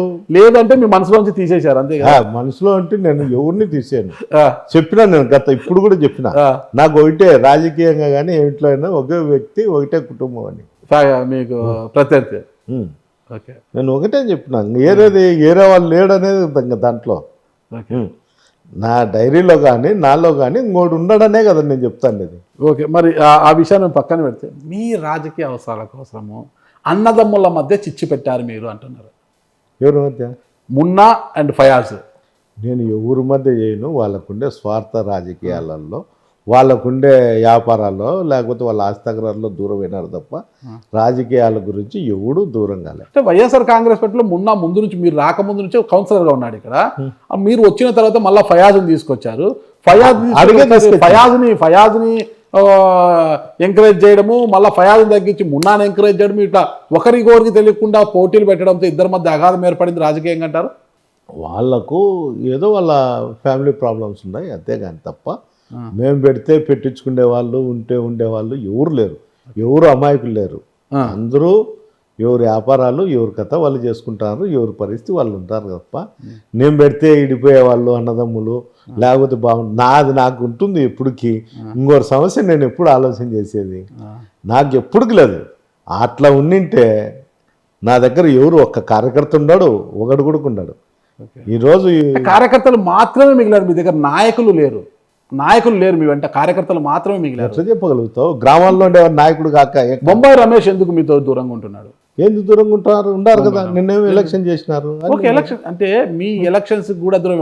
గతంలో బొంబాయి రమేష్ సజ్జల దిన దగ్గర ప్లాట్లు వేస్తే ఆ ప్లాట్ల విషయంలో కూడా అతనితో మీరు 35 లక్షల రూపాయలు వసూలు చేశారు అన్న విమర్శలు వచ్చాయి అప్పుడు. ఆ రోజు నేను 10 రూపాయలు ఎవరితోనా కానీ నేను ఈరోజు ఛాలెంజ్ చేస్తా, నేను ఎక్కడన్నా కానీ రియల్ ఎస్టేట్ వ్యాపారస్తులతో డబ్బు తీసుకున్నాను, ఆ గ్రామాల్లో ఉన్న సర్పంచులు మా వర్గం వాళ్ళు మాట్లాడుకుంటారు తీసుకుంటారు. దానికి తప్పు కదా. మీరు చెప్పాలి కదా, అరే మన పార్టీ నాయకుడితో, అందులో కమ్మ సమాజ వర్గానికి చెందిన నాయకుడు అతను తీసుకుంటాడా అతను పంచాయతీలో అతను తీసుకుంటాడా? అతనికి ఏం పదవి ఉందని తీసుకుంటాడు? అతను ఎంపీపీ అంతే కదా. పంచాయతీ ప్రెసిడెంట్ వాళ్ళకి సంబంధించిన వాళ్ళే కదా. తీసుకుంటారా అంటే అతను తీసుకుంటాడని మీరు అంటున్నారా? నేను అనలే, తీసుకుంటారా అంటా. తీసుకొని ఉంటారా? తీసుకోండరా అని అడుగుతాను. నాకు తెలియదు, మీరు చెప్పాలి. ఎమ్మెల్యే తెలిసిండుకునే కదా నువ్వు చెప్తాను. మీరు చెప్పాలా? నువ్వు తీసుకున్నాడని తెలిసిందే. మీరు తీసుకున్నారని తెలిసింది. నేను ఎవడన్నా కానీ ఆఫ్ ది రికార్డ్ నువ్వు పోయి కనుక్కో, తీసుకున్నా అని చెప్తే వడ్డీ వేసి డబ్బులు కడతా. ఓకే, మరి 30 లక్షలకు గాను ఎలక్షన్స్ పై మీరు సపోర్ట్ చేయమంటే నువ్వు నాతోనే డబ్బులు తీసుకున్నావు అన్నా, నేనేది నీకు సపోర్ట్ చేయండి, నీ డబ్బులు నీకు ఎనిక్కిస్తానే స్వామి, 35 లక్షలు కానీ 20 లక్షలు ముట్ట చెప్పారు, ఇంకా 15 లక్షలు బాకీ పెట్టేశారు అలాగనేది పెద్ద ప్రచారం బయట. బొంబాయి రమేష్ ఇప్పుడు మీతో దూరంగా ఉన్నాడు అనేసి. నన్ను ఆ డబ్బులు అడగలే, ఇంకోటి అడగలే. ఎలక్షన్లలో మామూలుగా జనరల్గా లీడర్లకు ఎవరైనా కానీ ఎక్స్పెండిచర్కి చేస్తా అంటారు. అది ఎంత చేసినారు ఏమనేది అతనికో నాకో ఇంకోరికో ఎవరికైనా చిన్న సర్పంచ్ కూడా దాన్ని ఎక్స్పెండిచర్ చేస్తా అంటారు. చేయకుండా ఎట్టుకుంటారా? యా పార్టీలోనే చేస్తారు, మా పార్టీలోనే కాదు. ఒక్కొక్కరు ఇలా చెప్పాలంటే గార్లదిన్న సూర్యనారాయణ, పెద్దోడుకు సూర్యనారాయణ అంటే గార్లదిన్న సూర్యనారాయణ, ఆయనను కూడా రాజకీయంగా మీరు అనగదొక్కడంతో ఇట్లా ఒక్కొక్కరు దూరం అయిపోవడంతో 2024 ఎన్నికల్లో మీ ఓటమికి ప్రధానమైన కారణం అదే అన్నట్టున్నారు. రాష్ట్రం అంతా ఇదే కారణాలేనా? అంటే 11 స్థానాల్లో గెలిచిన వాళ్ళ బలము, కానీ పెద్దారెడ్డి అంత బలహీనుడు కాదు, బలవంతుడు. ఇక్కడ గెలిచేంత సమర్థత ఉన్న నాయకుడే. మిగతా వాళ్ళంతా బలహీనులా నాకన్నా? జిల్లాలో ఏమన్నా కావచ్చు, ఇక్కడ మాత్రం పెద్దారెడ్డి అంటే ఒక బలవంతుడే. ఇక్కడ నాకు సూర్యనారాయణ నేను రాజకీయాల్లో వచ్చినప్పుడు అంటే అవుట్ రేట్గానే ఉన్నాడు, ఈ రోజు కూడా ఉన్నాడు, ఆ రోజు కూడా చేసినారు. అధికారం వచ్చినప్పుడు గ్రామాలలో సబ్సెంట్గా ఒకరోరు విభేదిస్తుంటారు. ఇప్పుడు నా గ్రామంలో 150-200 ఓట్లు పక్కకు పోతాండే, ఇప్పుడు 260 ఓట్లు పక్కకు పోయినాయి. నా దగ్గర ఉన్నతోనూ ఇంకోరితోనూ విభేదాలు ఉంటాయి. ఆ విధంగానే సూర్యనాడికి ఏమన్నా పక్కన గ్రామాలలో ఎవరైనా వ్యతిరేకత. నేను ఎంతసేపు ఉండే సూర్యనాడిని ఈ రోజు కూడా ప్రోత్సహించుతానే ఉండాలి. మరి ఈ విషయాలన్నీ పక్కన పెట్టేస్తే మీరు తాడిపత్రిలోకి వెళ్ళాలంటే పోలీసు మిమ్మల్ని అడ్డుకుంటారని చెప్తున్నారు. పోలీసు అడ్డుకోవడం, మీరు కోర్టుకు పోవడం, మళ్ళీ ఇప్పుడేమో సుప్రీంకోర్టుకు కూడా పోయారు మీరు, అది కూడా ఉంది. మరి ఇలా కోర్టుల చుట్టూ తిరుగుకుంటా కోర్టు ఏమో పెద్దారెడ్డిని తాడిపత్రిలోకి అనుమతించండి అని తీర్పిస్తుంది, ఇక్కడేమో పోలీసు అడ్డుకుంటున్నారు. ఇటు కోర్టుకు వెళ్తారు, ఇటు పోలీసు అడ్డుకుంటుంది. మరి ఎప్పుడు ఈ రెండు క్లియర్ చేసుకొని మీరు కోర్టు ఆదేశాల మేరకు పోలీసులు మీకు సహకరించి తాడిపత్రిలోకి తీసుకెళ్తారు? ఎస్పీ గారు డైరెక్ట్గా నాట్ అలౌడ్ అనేసేస్తున్నారు. ఇక్కడ వచ్చి పోలీసులు అంటే రెండు ఆవులు పొడుచుకుంటే మొదలు లేగదూడలు నలిగిపోయినట్లుగా మీ ఇద్దరి మధ్యలో పోలీసులు కావచ్చు, సామాన్య కార్యకర్తలు నలిగిపోతున్నారు. పోలీసులు నెక్స్ట్ మీరు అధికారంలోకి వస్తే వాళ్ళకు ఇప్పుడున్న పోలీసులకు పోస్టింగ్లు ఉంటాయో లేదో ఎవరికి తెలియదు. అంటే మీరు అరే మమ్మల్ని ఆ రోజు అడ్డుకున్నారు కదా ప్రభాకర్ రెడ్డి మాటలు అని మీరు అంటారు. ప్రభాకర్ రెడ్డి ఏమంటాడు, నేను పోలీసులకు చెప్పడం లేదు, ఆ రోజు మమ్మల్ని ఇబ్బంది పెట్టినప్పుడు నేను కోర్టులో తిరిగినా, ఢిల్లీకి వెళ్ళినా, రాష్ట్రపతిని కలిశాను, సుప్రీంకోర్టుకు వెళ్ళాను, ఇంత పోరాటం చేశాను. నేను ప్రతిపక్ష పార్టీలో ఉండి కూడా పెద్దారెడ్డిపై పోరాటం చేశాను. మరి పెద్దారెడ్డి ఈరోజు ఎందుకు పోరాటం చేయడం కేసులకు భయపడుతున్నాడు? వాడి పనికిమాల కూతలకు మీరు చెప్పేదానికి అర్థం కూడా లేదు. వాడు ఎప్పుడు నా మీద పోరాటం చేసింది లో కావచ్చు, అవన్నీ వాడు దొంగతనాలు చేశారు, కేసులు పెట్టినారు. ఎస్సీ ఎస్టీ కేసుల విషయంలో కావచ్చు, దొంగతనాలు చేసి వాడు ఎవరినంటే వాళ్ళని తిట్టుకుంటుంటే కేసులు పెట్టుకొని ఉంటారా? ఎవరు చెప్పిండేది? నేను ప్రభాకర్ రెడ్డి గారికి యుద్ధం అండి. మధ్యలో చదువుకున్న యువకుడు జైల్లో పెట్టించారు. మీ ఇంట్లో వచ్చి ఇక్కడ గొలుసులన్నీ తీసుకొచ్చా బీరోల్లో అంటే కేసు పెట్టవా? వాడు చీటరు. ఎట్లా చీటర్ అంటారండి మీరు? అంటే మోసం చేసి ఇవన్నీ చేసి పోలీస్ సంతకాలు ఫోర్జరీ, వెహికల్ ఫోర్జరీ, రిజిస్టర్లు మోసం చేసి రిజిస్టర్, ఇవన్నీ కాదా? స్ట్రైట్ చెప్పండి. సరే తప్పే అనుకుంటాము. దాంట్లో ఆయన పనిష్ అయ్యి జైలుకు వెళ్ళాడండి. ఆయన తిరిగి తాడిపత్రిలోకి వస్తుంటే, ర్యాలీగా వస్తుంటే పోలీసులు ఎందుకు అడ్డుకున్నారు? మీ ఆదేశాలు లేకోకుండా, ఆ రోజు మీ ఆదేశాలు లేవు అంటే ఈ రోజు ప్రభాకర్ రెడ్డి ఆదేశాలు కూడా లేనట్లేడా? ఆ రోజు ఉన్నాయంటే ఈ రోజు కూడా ఆయన ఉన్నట్లనే ఒప్పుకుంటారు. మళ్ళా మీ ఆదేశాలు లేకుండా ఆ రోజు అడ్డుకున్నారంటారా? 500 ఫోన్లు కూడా 5 సంవత్సరాల్లో 500 ఫోన్లు కూడా పోలీసు వాళ్ళకు నా ఫోన్ కూడా పోయిండు. ఛాలెంజ్ చేసి చెప్తా. ఓకే, పోయి మీరు ఆ డిపార్ట్మెంట్లో అప్పుడు ఎవరు ఫోన్ చేసినారో వాళ్ళందరినీ అడుగు. నేను ఎప్పుడు కానీ ఎవరిని తీసుకొచ్చినా, తెలుగుదేశం వాళ్ళని తీసుకొచ్చినా, మా వాళ్ళని తీసుకొచ్చినా ఒకటే చెప్పేవాళ్ళం, కాంప్రమైజ్ చేసి పంపించండి ఏం లేకుండా అని. ఇవాళ నా దృష్టికి వచ్చాయి. అంతకు మించి నేను ఎప్పుడు చేయలే. ఎప్పుడన్నా ఇన్ కేసు ఏదన్నా అతను చెప్పిన తప్పుడు కూతలన్నీ చెప్తాడే, దానికి కూడా అన్ని దానిలకు కౌంటర్ కేసులు ఉన్నాయి. నేను వద్దనుకుంటే తట్టుకుంటే నా కొడుకులు కూడా ఉంటారు కౌంటర్ కేసులలో. వద్దనుకుంటే నేను నా కొడుకులు తప్పించుకుంటా కదా. ఇప్పుడు మా మీద కేసులన్నీ పెడతారు. వాని కొడుకు అతను ఉన్నాడా చెప్పు? ఏదంటే అరెస్ట్ కాలేదు మీరు? ఎవరు హాస్పిటల్ బెయిల్ తెచ్చుకొని ఉన్నాం. అదే అరెస్ట్ అయితేనే ముద్దాయా? అంటే మీకు అన్ని కూడా బెయిల్ వచ్చే కేసులే ఉన్నాయి కదా. ఎట్లా చెప్తాను? అన్ని 307లో ఉండేది. ఓకే, అన్ని 307లో మీకు యాక్సెప్ట్ బెయిల్ వచ్చిందా? ఇద్దరికి ముగ్గురు మీ కొడుకులకు కూడా 80 మందికి వచ్చింది. నా కొడుకులకు నాకే కాదు, 80 మందికి. ఓ కేసులో 80 మంది 60 మంది ఉంటే అందరికి తీసుకొచ్చిన. ఓకే, అయితే ఇప్పుడు బెయిల్పై స్వేచ్ఛగా తిరుగుతున్నారు మీరు?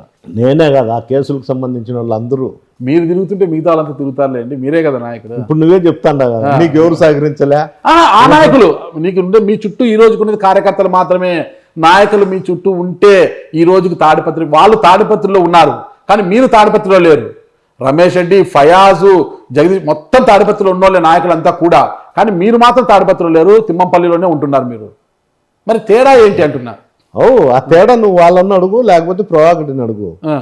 ఆ తేడా రెడ్డి గారు ఒకటి చెప్తున్నారు, సూటిగా స్ట్రైట్ చెప్తున్నారు, రమ్మనండి తాడిపత్రిలోకి. నేను 5 ఏళ్ళు పోరాటం చేయలేదా? ఈ రోజు అతను చేయమన్నాడు వచ్చి, అతను చేత కావడం లేదు అంటున్నాడు.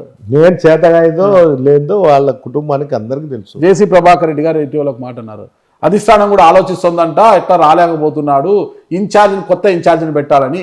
కేతిరెడ్డిని కాకుండా ఎవరిని ఇన్ఛార్జిగా పెట్టినా మేము మనస్ఫూర్తిగా స్వాగతిస్తాము, ప్రతిపక్ష పార్టీలను గౌరవిస్తాము అంటున్నారు ఆయన. ఇవన్నీ వాడు ఏమైనా పడతాడు, కింద పడతాడు, మీద పడతాడు, కాళ్ళు పడతాడు. 10 లక్షణాలు కలిగినటువంటి వాడు జేసీ ప్రభాకర్ రెడ్డి. మనిషి లక్షణాలు ఉండేవనిసి కాదు. ఇప్పుడు తెలుగుదేశానికి కూడా వాళ్ళ పార్టీలో 3-4 తెలినారు. పదజాలం ఎక్కడి నుంచి వస్తుందండి మీకు? కాకల రంగనాథ్ పదజాలం ఎక్కడి నుంచి వస్తుంది అంటే ఆ వ్యక్తిని బట్టి వస్తుంది. ఆ వ్యక్తి నడవడికలు అలాంటివి కాబట్టి ఇదే పదజాలం ఆయన వాడతారు కదా మీ మీద. వల్ల వాడుకొని అవసరమా? గౌరవంగా మాట్లాడుకోవచ్చు కదా ఇద్దరు కూడా. ఏం మాట్లాడచ్చావా? నేను మాట్లాడలేదు. మీరు ప్రెస్ లో మాట్లాడిన గౌరవంగా, ఆయన ప్రెస్ లో మాట్లాడిన గౌరవంగా మాట్లాడుకుంటే సరిపోతుంది కదా. అతను మాట్లాడతాడా? అతను మాట్లాడతాడు. మాట్లాడడం లేదు, మీరు ఎందుకు మాట్లాడతారు? ఏ దాంతో తంతే దానికి అనుగుతారో దాంతోనే దన్నల్లా. యా దాంతో అంటే దాంతో తంతే అవి అణిగేటివి కాదు. ఓకే. అంటే నన్ను అన్నాడు మాట్లాడిస్తారని మీరు అన్నారు కదా, ఇంత యుద్ధం జరుగుతాను కదా, ఇద్దరికి కాంప్రమైజ్ చేయడానికి ఇంతవరకు ఎవరు కూడా ప్రయత్నించలేదా, మధ్యవర్తులు ఎవరు కూడా ప్రయత్నాలు చేయలేదంటారా? అది ప్రభాకర్ని అడుగు, ఆ, చేసినారు లేదు. ఆ, నాకైతే వాళ్ళతో అవసరం లేదు, ఆ, ఎందుకు అవసరం లేదు? అవసరమే లేదు. తాడిపత్రులకు వెళ్ళాలి, రాజకీయం వాని దయాదాక్ష వల్ల నేను పోవాలా ఏమన్నా? ఇప్పుడు ఆయన పవర్లో ఉన్నాడు కదా, ఏం పవర్ ఉంటే పీకేదే ఉంది వాడు. పీకేదే ఉంది. ఆల్రెడీ పీకేశారు కదా, ఏం మన ప్రజలు పీకేసి పక్కన పెట్టారు కదా. అది ప్రజలు తీర్పు, నాకు ఓనికే కాదు, రాష్ట్రం అంతటా గాలి వీచింది జరిగింది అంతే తప్ప వాడు వీక్తే పోయేదానికి ఇంకోటి వీక్తే ఉండేదానికి నేనేమన్నా. పెద్దారెడ్డి 1000 కోట్ల పైన సంపాదించేశాడు, హ్యాపీగా ఉన్నాడు, లగ్జరీగా ఉన్నాడు. ఇంకా కేసులకు ఎందుకు తలకాయ తాడిపత్రులకు వెళ్ళడం ఎందుకు, కేసులు పెట్టించుకోవడం ఎందుకు, హ్యాపీగా ఉంది లైఫ్ అనేసి హ్యాపీగా ఉంటున్నాడు అని అవతల వర్గం నుంచి వస్తున్న వాదన. ఎంత ఇస్తారంట నాకేం తెలుసు. ఓ 100 తగ్గించుకొని ఇచ్చేటట్టుకుంటే ఈ రాష్ట్రం విడిచిపెట్టిపోతాలే. 100 దగ్గర 900 కోట్లు, ఇప్పించుకురా 900 కోట్లు నువ్వే చెప్తాను. 1000 కోట్లని నీ ఇష్టం ఎంత తీసుకుని నాకు. ఇక్కడ ఎవరు పవర్ లో ఉన్నా కూడా ఎస్జేకే స్టీల్ ప్లాంట్ నుంచి కావచ్చు, పెన్నా సిమెంట్స్ నుంచి కావచ్చు, గ్రానైట్స్ నుంచి కావచ్చు, వీటిని అన్నింటి నుంచి కూడా నెలకు మినిమం 5 కోట్లు వస్తుంది అనేది బయట ఉన్న వాదన కదా. ఎక్కడ ఎవరికి రాదు. పెన్నా ఇసుకలో కావచ్చు, పెన్నా రివర్ ఇసుకలో కావచ్చు. నేనా ఒక ట్రిప్ ఇసుక తోలినా కూడా ఎవరినన్నా బలికి టిప్పర్ వెళ్ళిపోయాయి కదండి పెన్నా రివర్స్ నుంచి. టిప్పర్లు పోయినది గవర్నమెంట్ పాలసీలో పోయినాయి, తోలుతాండేది ఏం నేను తీసుకున్నానా? జిల్లాలో ఎమ్మెల్యే అంతా గవర్నమెంట్ పాలసీ ప్రకారం. ఎవరి గురించి కాదు, నాకు సంబంధం లేదు. నేను ఇసుక గాని మట్టి గాని ఈ మటకా గాని అంతరాత్మ సాక్షిగా ప్రమాణం చేసి చెప్పండి, నేను ఒక్క టిప్పర్ ఇసుక కూడా అమ్ముకోలేదు, ఒక్క ఇసుక వ్యాపారం చేయలేదు, అంతరాత్మ సాక్షిగా చెప్పండి మీరు. నా అంతరాత్మ సాక్షినే చెప్తా. గుడికి వచ్చావురా నేను మాట్లాడతా. ఎవరైనా నన్ను అడిగేది కాదు, ఎవరు నన్ను అడుక్కో. ఇల్లీగల్ యాక్టివిటీస్ లో నాకు డబ్బులు. ఇంత పబ్లిక్ గా టాక్ ఉంది పెద్దారెడ్డి గారు ఇసుక అనుకుంటే ఏంటి అంత ధైర్యంగా సమాధానం చెప్తున్నాడు ఆయన? ఏ గుడికైనా వస్తానంటున్నాడు అంటే ఇక్కడ ఒకటే మనం నమ్మాల్సింది, నిజంగా చెప్తున్నాడా, దైవం అంటే ఆయనకు భయం లేదా, లేదంటే నిజంగా తప్పు చేయలేదు కాబట్టి ఏ గుడికైనా వస్తానంటున్నాడా అన్నది రెండు కూడా మనం కొంత బేరీజ్ వేసుకొని చూడాలి.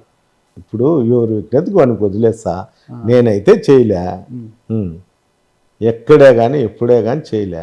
నేను ఫైన్ కొట్టిండేది కూడా ఉంది, నా ఇంటికి ఇసుక తోలేటప్పుడు కూడా నేను ఫైన్ కట్టిండేది కూడా ఉంది.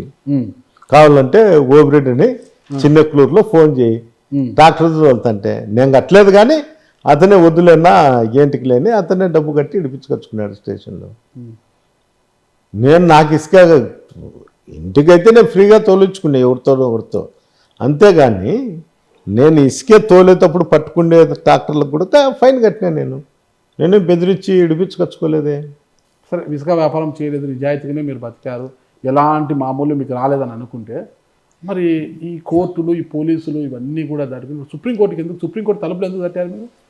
పోలీసులు రానిపోతే ఎన్ని రోజులు అంటే చూస్తుంటావు, ఎన్ని రోజులు అంటే చూస్తుంటావు? వాళ్ళేమైనా సామాన్యులా? వాళ్ళతో సామాన్యుడు అయితే కొట్లాడచ్చు.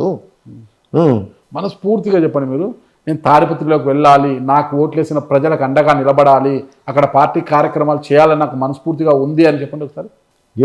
నేను ఉండేంత వరకు ప్రాణంతో తాడిపత్రి వదిలే ప్రసక్తి లేదు. జగన్మోహన్ రెడ్డి జెండా ఇడిచిపెట్టే ప్రసక్తి కూడా ఉండదు. వాస్తవమే కదా, జగన్మోహన్ రెడ్డి గారు అంత అభిమానం కదా నాకు. వాళ్ళ అబ్బా కానుంటే మాకు ఆ కుటుంబంతో ఉంది కాబట్టి సైట్గా ఒక పాయింట్ ఆడుతా, అంత అభిమానం కదా. జగన్మోహన్ రెడ్డి గారితో యుద్ధం చేస్తుంది అక్కడ B Tech Ravi family, B Tech Ravi గారు ఈరోజు ఆయన మీద గెలవాలని ఆ రోజు 2019 తర్వాత కూడా జరిగిన స్థానిక సంస్థల ఎన్నికల్లో ఒకసారి వాటి కుటుంబం పైన ఎమ్మెల్సీగా గెలిచి జెండా పాతాడు ఆయన. ఆ రోజు వాళ్ళ బలం లేకపోయినా గెలిచాడు. ఈరోజు ఎమ్మెల్సీగా స్థానిక సంస్థల ఎమ్మెల్సీగా వివేకానంద రెడ్డి గారి పైన గెలిచారు కదా ఆయన. అది జిల్లా అంతా కదా, నేను అది చెప్తున్నా. జిల్లా అంతైనా ఆయన ఉండింది ఎక్కడ? పులివెందుల కదా. వివేకానంద రెడ్డి గారు పులివెందుల సాక్షాత్ జగన్మోహన్ రెడ్డి గారు బాబాయ్ కదా. ఒకసారి గెలిచి ఇది చేశారు. మొన్న జరిగిన పులివెందుల జెడ్పీటీసీ రూరల్ జెడ్పీటీసీ బైపోల్లో కూడా వాళ్ళ భార్యను గెలిపించుకొని మరొకసారి తన ఏంటో నిరూపించుకున్నారు. అలాంటి వ్యక్తితో మీరు చాలా క్లోజ్గా చనువుగా ఉంటారు. మరి క్లోజ్ ఏం కాదు కానీ అందరూ పరిచయాలు ఉన్నాయి. నేనే కాదు, అక్కడ ఉండేటువంటి అన్ని పార్టీ వాళ్ళతో అందరికీ, నాకే కాదు అక్కడ ఉండే అందరికి కూడా, మా పార్టీలో ఉండే వాళ్ళకి కూడా అందరికి, పార్టీ ఉంటే బయటకు పోయిన వాళ్ళే కదా. అంతే తప్ప పార్టీ నుంచి బయటికి పోయింది చాలా మంది పోయినారు ఆ పార్టీలు, మా పార్టీ నుండి గతంలో. ప్రకాష్ రెడ్డి గారు అయితే పెద్దారెడ్డి గారిని పిలిస్తే మేము ఆయనతో కలిసి నడుస్తాము, 3 ఫ్యాక్షన్ నియోజకవర్గాల్లో మేము పోరాటం చేయడానికి సిద్ధంగా ఉన్నామని ఆయన మన స్టేట్మెంట్ ఇచ్చారు తాడిపత్రి ధర్మవరంలో. తప్పే ఉంది దానికి. మరి ప్రకాష్ రెడ్డి గారిని కలుపుకొని ఈ తాడిపత్రిలో మేము కొట్లాడినామా? కలుపుకొని అంటే కొట్లాడినామా అంటే అదే జరుగుతోంది కదా. ఏం జరగలే. వాళ్ళ మనసులో ఎవరు మాధవ్ని మీరు వెంట పెట్టుకోవడం చూసి అవతల పార్టీలో ఉన్నోళ్ళు జిల్లా హెడ్ క్వార్టర్లో అందరితో మాట్లాడుతుంటే, ఇప్పుడు నువ్వు రానా ఓ రోజు కూర్చో 12 8 వరకు ఆ చుట్టుపక్కల ఉండే కమ్మోళ్ళు వచ్చి మాట్లాడుతుంటారు. అంటే మాట్లాడుతుంటే మేము తెలుగుదేశం లేకపోతాను ఎట్లా, వాళ్ళని తెలుగుదేశం నుండి పిలుచుకొస్తాను ఎట్లా, కమ్యూనిస్ట్ వాళ్ళు వచ్చాంటారు, అందరూ వచ్చాంటారు. అంటే మేము కమ్యూనిస్ట్ లేకపోతామనే, లేకపోతే వాళ్ళు మా పార్టీలోకి చేస్తాం. వివిధ రకాల్లో వివిధ మనుషులు వచ్చాంటారు. మనం మాట్లాడిచ్చే తీరు బట్టి ఇంకోటి బట్టి ఉంటుంది తప్ప రాజకీయాల్లో పార్టీలో ఉండి పార్టీకి ద్రోహం చేయాల్సినంత కర్మ అయితే పట్టలే. ఒక ప్రశ్న అండి, నేను మొన్న జరిగిన ఇంటర్వ్యూలో తోపుదూతి ప్రకాష్ రెడ్డి గారిని చేసిన ఇంటర్వ్యూలో నేను ఒక ప్రశ్న అడిగా, పక్క నియోజకవర్గంతో మీకేం పని, తాడిపత్రిలో రమేష్ రెడ్డిని మీరు ఎందుకు ప్రోత్సహిస్తున్నారు అన్నప్పుడు ఆయనకు ఏదో సమాధానం చెప్పాడు. ఆ సమాధానం అది ఇంటర్వ్యూ వచ్చిన తర్వాత తాడిపత్రి నియోజకవర్గంలో మీ పార్టీలోని కొంతమంది కార్యకర్తలు ఫోన్ల మీద ఫోన్లు చేసి రమేష్ రెడ్డి ఏంటి అది ఇది అన్నట్టుగా మాట్లాడుతున్నారు అనమాట. అంటే ఇక్కడ ఏమైనా రమేష్ రెడ్డి వస్తే ఇబ్బంది అని పెద్దారెడ్డి గారు అభద్రతా భావానికి లోనవుతున్నారా, నిజంగా భయపడుతున్నారా, రమేష్ రెడ్డి వస్తే పరిస్థితి ఏంటి అనేసి? నాకు అవసరం ఉంది, అంత భయపడాల్సిన అవసరం ఏం లేదు. నేను గతంలో ఇప్పుడు కూడా చెప్తాను, అది ఏ నిర్ణయాలైనా అధిష్టానం తీసుకుంటేది తప్ప నేను తీసుకుంటేనో ప్రాంతీయ పార్టీలు నేను ఇంకోటి తీసుకుంటే కాదు. అదే బీజేపీ పార్టీనో నేషనల్ పార్టీ కాంగ్రెస్ పార్టీ అయితే యువని ఇష్టం వచ్చినట్లు వాడు ఉంటాడు, యువని ఇష్టం వచ్చే అదేందో ఢిల్లీ నుండి వచ్చాయి. ఇవి ప్రాంతీయ పార్టీలు జిల్లాకు చెందిన ఓ నాయకుడు పెద్ద కుట్ర చేస్తున్నాడు, 2029 ఎన్నికల్లో ఎలాగైనా కేతిరెడ్డి పెద్దారెడ్డిని తప్పించి రమేష్ రెడ్డిని బరిలోకి దింపాలని ఓ నాయకుడు అక్కడే ఉంటూ పెద్ద ఎత్తున కుట్ర చేస్తున్నాడు, ఒక పథకం అంటున్నాడు. ఆ కుట్ర ఫలించి పెద్దారెడ్డి అన్నని కాదని రమేష్ రెడ్డికి టికెట్ ఇస్తే మీరు సపోర్ట్ చేస్తారా పార్టీ విజయానికి? ఆ రోజు వచ్చినప్పుడు దాని పరిస్థితి వచ్చినప్పుడు మా లీడర్ చెప్పినప్పుడు మాట్లాడతా దాని గురించి. ఇప్పుడేమో అదేం జరగలేదు కదా. మీ పైన ఎందుకు అంత కుట్ర చేస్తున్నారు? అసలు ఎందుకు అంత కుట్ర చేయాల్సిన అవసరం ఉంది? ఆ కడుపు నొప్పి వాళ్ళని అడగల. ఏంటి కడుపు నొప్పి వచ్చిందంటే ఏదంటే తినరానివన్నీ తినింటారు, కడుపు నొప్పి వచ్చి ఉంటుంది, డాక్టర్ దగ్గరకు టాబ్లెట్ వేసుకుంటారు.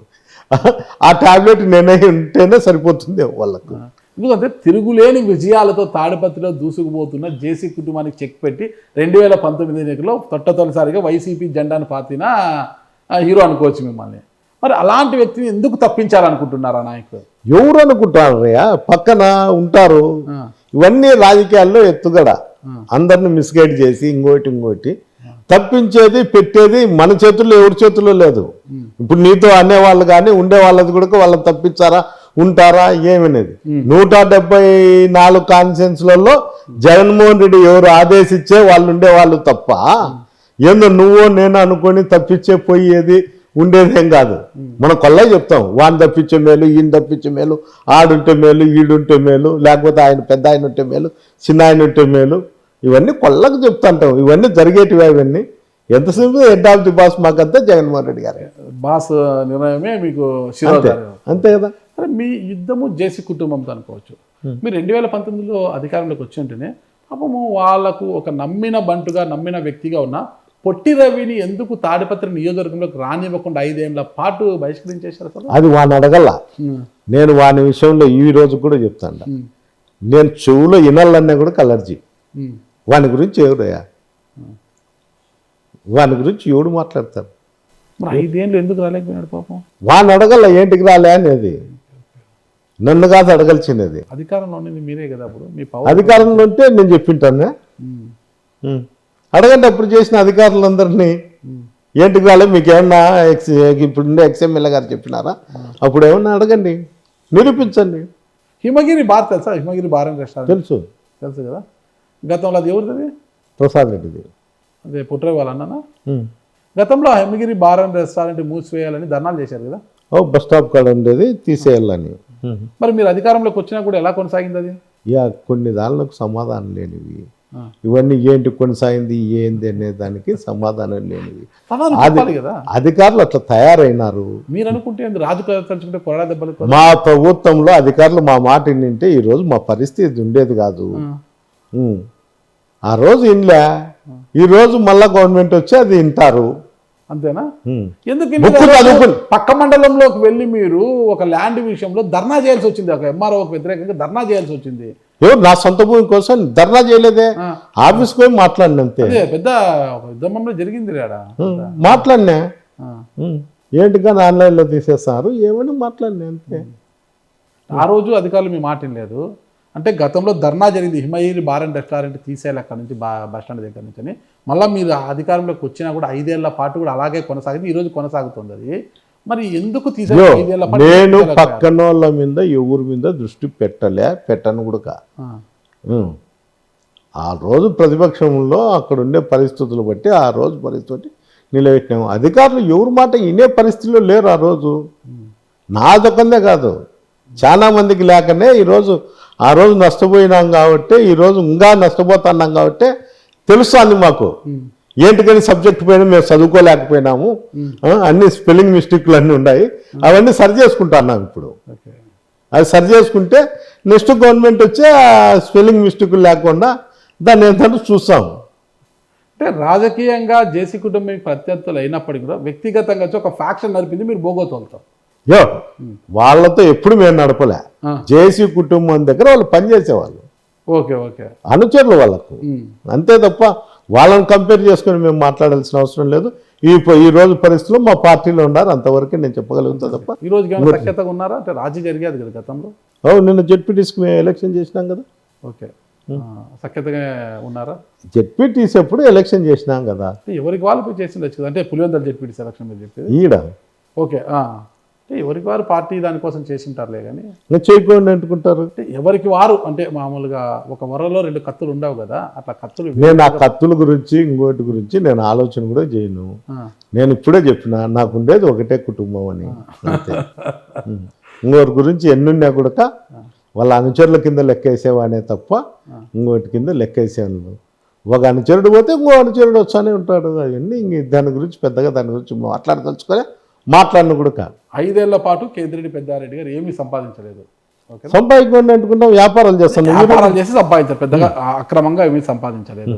అయితే 2022 నాకు తెలిసి బళ్ళారి పరిసర ప్రాంతాల్లో 100 ఎకరాల మైనింగ్ ల్యాండ్, అంటే ఒక మైనింగ్ ఓర్ కొనడానికి, మైనింగ్ ఓర్ ఉన్న ఒక భూమిని కొనడానికి 2022లో మీరు బళ్ళారికి వెళ్ళారు, ఒక రాష్ట్ర స్థాయి మైనింగ్ అధికారిని కూడా తీసుకెళ్లారు అనేది అయితే బయట ప్రచారం జరిగింది, అవునా? పోయినంత ఎవరో మాట్లాడిచ్చే నీకు ఇంత దాంట్లో పంచిస్తా. అన్నిటికీ నాకెందుకన్నా రాజకీయ నాయకులు ఎవరిని చేరిస్తారన్నా? అన్న పవర్ లో ఉన్న నాయకుడు ఎవరు కూడా ప్రత్యర్థికి ఎవరికి కూడా సాయం చేయరన్నా. పవర్ లో లేనప్పుడు అంటారు, పవర్ వచ్చినాక ఎవరు సాయం చేయరు. మేము ఏది చేసినా వ్యాపారం చేసినాం తప్ప ఈ మైనింగ్లని ఇంకోటని ఎప్పుడు కూడా మాకు దాని మీద దృష్టి కూడా లేదు, పోయిండేది లేదు. నేను బళ్ళారికి పోక ఎన్నేళ్ళు అవుతుందో నాకే అర్థం కాదు.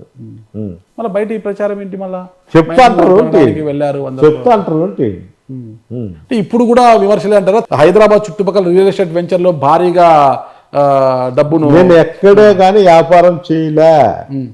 మళ్ళీ ఏం వ్యాపారం చేస్తున్నారు మీరు? బయట వర్కులు చేసుకుంటున్నారు పిల్లలు పోయి. నేనైతే ఎక్కడ కాంట్రాక్ట్ వర్కుల ద్వారానే సంపాదిస్తున్నారు మీరు. బయటకు పోయి నేనైతే యాది చేయలే. ఓకే, ఇంకా మీరు చేసినా మీ కుమారులు చేసినా ఒకటే కదా. మీరు రాజకీయం చేస్తున్నారు, మీ కుమారులు అది చేస్తున్నారు, ఓకేనా? సరే, మీరు ఈరోజు తాడిపత్రికి వెళ్ళలేకపోతున్నారు, మళ్ళీ పార్టీని ఎవరు నడుపుతున్నారు? మీ కుమారులు ఇద్దరు కూడా పార్టీ క్యాడర్ తో టచ్ లో ఉన్నారా?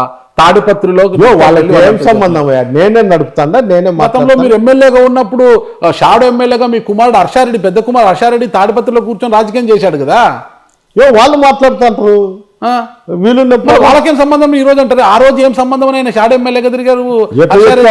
ఎప్పుడు తిరిగినారు? ఎప్పుడు కూడా కేతిరెడ్డి పెద్దారెడ్డి గారు తిమ్మంపల్లిలో ఉంటే హర్షారెడ్డి తాడిపత్రిలో కూర్చొని రాజకీయం చేసేవారు షాడో ఎమ్మెల్యేగా. మరి ఈ రోజు వాళ్ళకేం సంబంధం అంటారేంటి మీరు? ఇప్పుడు మా పిల్లలు ఎలక్షన్లు అప్పుడు చేసేది తప్ప ఎప్పుడు షాడో ఎమ్మెల్యేగా ఎప్పుడు ధిక్కరించి చేసినదేం లేదు. ఈ రోజు కూడా నాయకులతో కార్యకర్తలతో మాట్లాడుతూనే ఉంటారు ఫోన్లలో, నేను కూడా మాట్లాడుతూనే ఉంటా. ప్రతిరోజు మాట్లాడతా 50-40-50 ఫోన్లు మాట్లాడతాను. మనిషి ఫోన్లో మాట్లాడడం కన్నా భౌతికంగా ఎదురెదురుగా కనిపిస్తే ఒక భరోసా, ఒక ధైర్యము, ఒక నమ్మకం అనేది. అనంతపురంకి వచ్చినప్పుడు వస్తాను. మిలిటరీలో అంటే బార్డర్లో సైనికులు పనిచేస్తుంటారు. ఎక్కడో వారానికి ఒకసారి 2 రోజులకు ఒకసారి వాళ్ళు భార్య పిల్లలకి ఫోన్ చేసి మాట్లాడడం కన్నా ప్రతి మండలం సంవత్సరానికి ఒకసారి ఆ సైనికుడు ఇంటికి వచ్చి కుటుంబ సమేతంగా 4 రోజులు గడిపిపోతే ఉండే ఆనందం ఎక్కువ ఉంటుందా? ఎక్కడో ఫోన్లో నుంచి మాట్లాడితే ఆనందం ఎక్కువ ఉంటుందంటారా? నేను అనంతపురంకి వచ్చినప్పుడు పెద్దోడు వాళ్ళు యాడికోళ్ళు వచ్చి మాట్లాడుతుంటారు. వీటికి వచ్చినప్పుడు నేను కోట్లగుట్లకు పోయినప్పుడు తాడిపత్రి వాళ్ళు రూరల్ మండలం వాళ్ళు మాట్లాడుతుంటారు కంటిన్యూగా. అందరూ కలిసి వాళ్ళకి సమస్య ఉంటే వస్తారు, మాట్లాడతారు, పోతుంటారు. నేను సమస్య ఉంటే వాళ్ళకి ఫోన్ చేస్తాంట, మాట్లాడుతాంట. నాకు ఏది వాళ్ళ ఏదన్నా ఉంటే కూడా దానికి రెస్పాన్స్ అయ్యి చెప్తాంట. పోలీస్ అధికారులతో కావచ్చు, ఇంకోరికి కావచ్చు. నేరు క్యారెక్టర్తో మీరే టచ్లో ఉన్నారు, కొడుకులు కాదు. కొడుకులు ఉన్నారు, నేనుండా. ఇప్పుడు కోమిడికుంట్ల అంటే నాకు గుర్తొచ్చింది. అంటే కోమిడికుంట్ల ప్రాంతంలో 200 ఎకరాలలో పెద్ద ఎత్తున వ్యవసాయం చేస్తున్నారంటే మొత్తం పంటలు వేసారు. అది అవునా? అంటే ఇప్పుడు మీరు ఎమ్మెల్యే అయ్యాక సంపాదించారా? అది అంతకు ముందే ఉందా? అది ఎమ్మెల్యే అయినాకనే ఉన్నాయి. ఎమ్మెల్యే అయినాకనే మొత్తం కోమిడికుంట్ల. ఇక తాడిపత్రి పరిసర ప్రాంతాలకు దాదాపు ఒక 25 ఎకరాలు కూడా పోగు చేసి బినామీల పేరు మీద పెట్టారు అని మీ పార్టీని చూస్తున్న బలమైన వాదన అది. భూములు కొనకూడదు. నేను వ్యవసాయ భూములు కొనుక్కోండేది. నేనేమో ఫ్యాక్టరీలకు ఇంకోటి కొనలే. ఏమి వ్యవసాయం చేసేవాడు ప్రతి ఒక్కడు వాడికి స్తోమత పెట్టు ఎకరా కొనేవాడు ఉంటారు, 20 ఎకరాలు ఉంటారు, 30 ఎకరాలు కొనే ఉంటాడు. ఈ కాలంలో ఈ స్థాయిలో ఎమ్మెల్యే కొన్నాడు ఎవడు వ్యవసాయం భూమి కొనాలని ఎవడు ఆలోచన చేయడు. రియల్ ఎస్టేట్ మీదనో ఇంకో దాని మీదనో పెడతారు. నాకు దాని మీద ఇష్టం కాబట్టి నేను వ్యవసాయం చేస్తాను, వ్యవసాయ భూములు కొనుక్కున్నా. దాంట్లో తప్పే ఉంది, నేనేం గుంజుకోలేదే. తాడిపత్రి ప్రజలకు ఎలాంటి భరోసా ఇస్తారు? పెద్దారెడ్డి మీ వెంట ఉన్నాడు, భయపడకండి, నేనున్నాను అని ఆల్రెడీ జెసి ప్రభాకర్ రెడ్డి గారు మున్సిపల్ చైర్మన్గా ఉంటూ బాధ్యతలు చూసుకుంటూ ఒక భరోసా ఇస్తాడు. అభివృద్ధి ధ్యేయంగా ముందుకు పోతున్నా నేను అని ఆయన అంటున్నారు. నాకు అభివృద్ధి కావాలి, ఎవరు వచ్చినా కూడా అభివృద్ధి చేయాలిడా అనేది అంటున్నారు. మరి మీరేం చెప్తారు అసలు తాడిపత్రి ప్రజలకు? ఎందుకంటే మీరు ఓడిపోయినా మీకు కూడా ఓట్లు వేశారు జనాలు, ఓడిపోయినప్పటికీ కూడా. ఈరోజు అతను అభివృద్ధి బాటలో నడచాను లేదో మీరు పోయి ఆబ్దిర్ కాడ అందరిని అడగండి. నేను ఎమ్మెల్యేగా ఉన్నప్పుడు డ్రైనేజ్ వ్యవస్థ కానీ ఈ చెత్త బండ్లు కానీ ఎట్లున్నది, ఈరోజు ఎట్లుందో ఒకసారి అడగండి. అడిగి మీరు నాతో మాట్లాడితే సరిపోతుంది. మీరు ఏం భరోసా ఇచ్చారంటే మేము అధికారంలోకి వచ్చినప్పుడు మేము ఏం చేయలేదో అడగల కానీ ఇప్పుడు నేను భరోసా ఇచ్చి దాంట్లో ఉపయోగం ఏముంది? ఇప్పుడు నేను చెత్తబండి పంపించా అంటే యాటుంటే ఎంపిల్లా డ్రైనేజ్లు క్లీన్ చేయాలంటే యాక్టివిటీ చేయాలా? నేను ఇది చేశానని గట్టిగా చెప్పడానికి ఏమున్నాయంటారు తాడిపత్రి నియోజకవర్గంలో? ఆ రోజు చూడమను మున్సిపాలిటీ, ఆ రోజు నేను ఎమ్మెల్యే ఉన్నప్పుడు ఎట్లున్నది, పబ్లిక్ నాకు ఎంతమంది ఫోన్లు చేస్తున్నారు, సమస్య వచ్చినప్పుడు నేను దానిపైన రెస్పాండ్ అవుతానని లేదు. ఆ రోజు ఏముండేదో అడగండి. మీ పార్టీ వాళ్ళందరూ కూడా ఒకటే అంటున్నారు అనమాట, తాడిపత్రిలో తాలిబాన్ నాయకుడు ఉన్నాడు, అసలు ప్రజాస్వామ్యం అనేది లేదు అక్కడ, పోలీసులు కూడా చేతులు ఎత్తేసారు, అసలుకి కోర్టు తీర్పులు కూడా అమలు కావడం లేదు అనేది అంటున్నారు. వాస్తవంగా జరుగుతుందంటారంటే గతంలో ఏ విధంగా ఉంది ఇప్పుడు కూడా ఆ విధంగా ఉంది అనుకోవచ్చు కదా? అంటే ఇప్పుడు మాత్రమే తాలిబాన్ నాయకుడు ప్రజాస్వామ్యం ఇక్కడ లేకపోవడం ఇవన్నీ ఉన్నాయంటారా? గతంలో ఎప్పుడు లేదు కానీ మేము ఉన్నప్పుడైతే అధికారులు ఉన్నప్పుడు ఎప్పుడు లేదు. తప్పుడు కేసులు పెట్టడం ఇవన్నీ కానీ అతను ఏమట్టయినాడో ఏమో తెలియదు కానీ ఇంకా నేను అనేవాడిని ఉంటే ఎప్పుడు కూడా ఇట్లా ఫైట్ చేయాల్సి వస్తుంటుంది జీవితాంతము. మళ్ళీ నా పిల్లలందరూ ఇబ్బంది పడతారని ఒక ఆలోచనతో ఈ విధంగా నన్ను రాకుండా చేస్తే రాజకీయాల్లో ఏమైనా మార్పులు చెందుతాయేమో. మార్పులు చెందితే మార్పులు అంటే ఎలాంటి మార్పులు వస్తాయి? ఎలాంటివన్నా కానీ మా పార్టీ ఉంటే ఎవరైనా జాయిన్ అయ్యే వాళ్ళు, లేకపోతే కొత్త వ్యక్తులు రావడము, ఇంకోటి మీ వెంట ఉండే వాళ్ళని తదుపరి జాయిన్ అయ్యేసారు కదా చాలా మంది అయినారు కానీ ఆ పరిస్థితి అయితే లేదు. కానీ అతని ఆలోచనలు ఏరే వాళ్ళు అయితే వాళ్ళ కుటుంబం తప్ప ఏరే వాళ్ళు అయితే నాకు అభ్యంతరం లేదు అని అతను మా పార్టీలో డిక్లేర్ చేసే పరిస్థితి అతను మాట్లాడేది. ఎవడింటాడు ఏం కథ? అసలు ఇప్పుడు స్థానిక సంస్థల ఎన్నికలు రాబోతున్నాయి, త్వరలో ఇంకో ఏడాదిలో రాబోతున్నాయి. మళ్ళీ ఈ పరిస్థితుల్లో మీరు తాడిపత్రి నియోజకవర్గంలోకి వెళ్ళకపోతే స్థానిక సంస్థల ఎన్నికలు నిర్వహణ ఎలా చేస్తారు? పార్టీ జెండా ఎలా ఎగరేస్తారు? అసలుకి నేను పోనని ఎవరు చెప్తారు? ప్రతిసారి నేను ప్రయత్నం చేస్తాను. ఇప్పుడు ఎలాగో మీరు లోపలికి పోవడం లేదు కాబట్టి తాడిపత్రిలోకి వెళ్ళక పెద్దారెడ్డి ఇంకా రాలేకపోతున్నాడని ఒక పక్క బొంబాయి రమేష్ ఎమ్మెల్యే టికెట్ కోసము ట్రై చేస్తున్నాడు, రమేష్ రెడ్డి మరో పక్క చాప కింద నీళ్ళ వేరొకరి సహాయం తీసుకొని మెల్లగా ఆయన ప్రయత్నాలు ఆయన చేసుకుంటున్నాడు. ఫయాజ్ కూడా మైనార్టీ ఈక్వేషన్లో చేసుకోవాలని చూస్తున్నాడు. మరి ఏంటి అసలు మీకే నేను ఎన్ని ఏమున్నా కూడా ఈవెన్ నాతో సహా అంతా జగన్మోహన్ రెడ్డి మీద ఆధారపడి ఉండాల్సిండేది. ఓకే, ఆయన ఏ నిర్ణయానికి ఆ నిర్ణయానికి అందరూ కట్టుబడి ఉండాల్సిందే. అది అవతల కట్టుబడతారా కట్టుబడరు అనేది కానీ నా అభిప్రాయం అయితే నేను ఆ కుటుంబానికి రాయల్గా ఉండేది నా బాధ్యత. నాకుండే ఈక్వేషన్లతో నేను ఖచ్చితంగా జగన్మోహన్ రెడ్డి ఆదేశాల మేరకే నేను నడుచుకుంటాను. మీ నాయకత్వంలోనే లోకల్ బాడీ ఎలక్షన్స్ జరుగుతాయంటారా? జరుగుతాయి, 100%. ఆ నమ్మకం నాకుంది. గౌరవప్రదమైన స్థానాలను సాధించి పార్టీ గౌరవాన్ని నిలబెడతారా? నిలబెడతాను. ఎందుకంటే పక్కనే ఉన్న పులివెందులలో మొన్న ఉప ఎన్నికల్లో ఓడిపోయారు. ఘోర ఓటమి అది. మీకు ఆ ఓటమి నుంచి జీర్ణించుకోవాలి. దీంట్లో కొన్ని కారణాల వలన ఆడ ఇబ్బంది పడాల్సిన పరిస్థితి వచ్చింది. 6 నెలలు ఎలక్షన్లు, అందరి గ్రామాలలో తెలుగుదేశం లీడర్లు బెదిరియడము ఇంకోటి ఉండేది. అక్కడ స్థానికంగా ఉన్న లీడర్లు కూడా 6 నెలల కోసం మనం ఫైట్ చేసి, ఎక్కడ ఫ్యాక్షన్ ఉండే విలేజెస్ కాదు అవి, ఊరికి అనవసరమైన ఇబ్బంది పడతామనే దాని కింద వదిలేశారు. అంటే భయంతో కావచ్చు, లేకపోతే సమస్యలు ఏంటికి ఫేస్ చేయాలా ఇవన్నీ చూసుకొని వదిలేసినారు. అంతే తప్ప ఏరేది ఏం లేదు. ఆడ మా పార్టీ బలంగా ఉంది, మా నాయకుడి మీద కూడా నమ్మకం ఉంది. తిరిగి కూడా మేము ఆడ జెండా బాట్లేదు ఖాయము.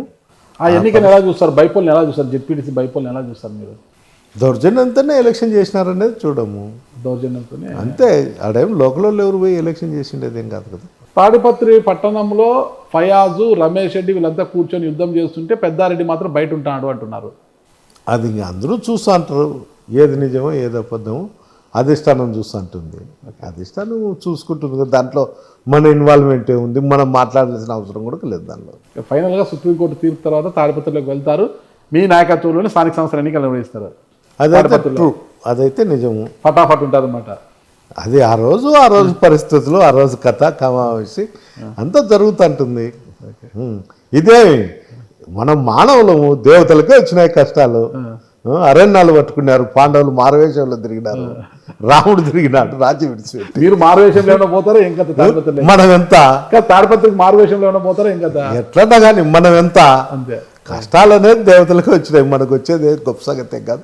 దీన్ని టేక్ ఇట్ ఈజీగా తీసుకోవాలా. దాని మీద మనం మైండ్ పెట్టి ఏదో ఫీల్ అయ్యి ఆ టెన్షన్లకు ఫీల్ అయ్యి లేని రోగాలన్నీ తెచ్చుకొని ఇవి ఉండకూడదు. మనం ఎప్పుడైనా కానీ ప్రత్యర్థికి ఆ రోగాలు అంటుకోవాలని చూస్తాను. అలా మనల్ని చూసి టెన్షన్ పడతా ఆ రోగాలన్నీ ట్యాబ్లెట్లు తినేట్టు కూడా పని చేయనప్పుడు అతనేగా ఏంటికని చెప్పి వదిలేసే పరిస్థితికి వచ్చింది పోలీసు వాళ్ళకి చెప్పి.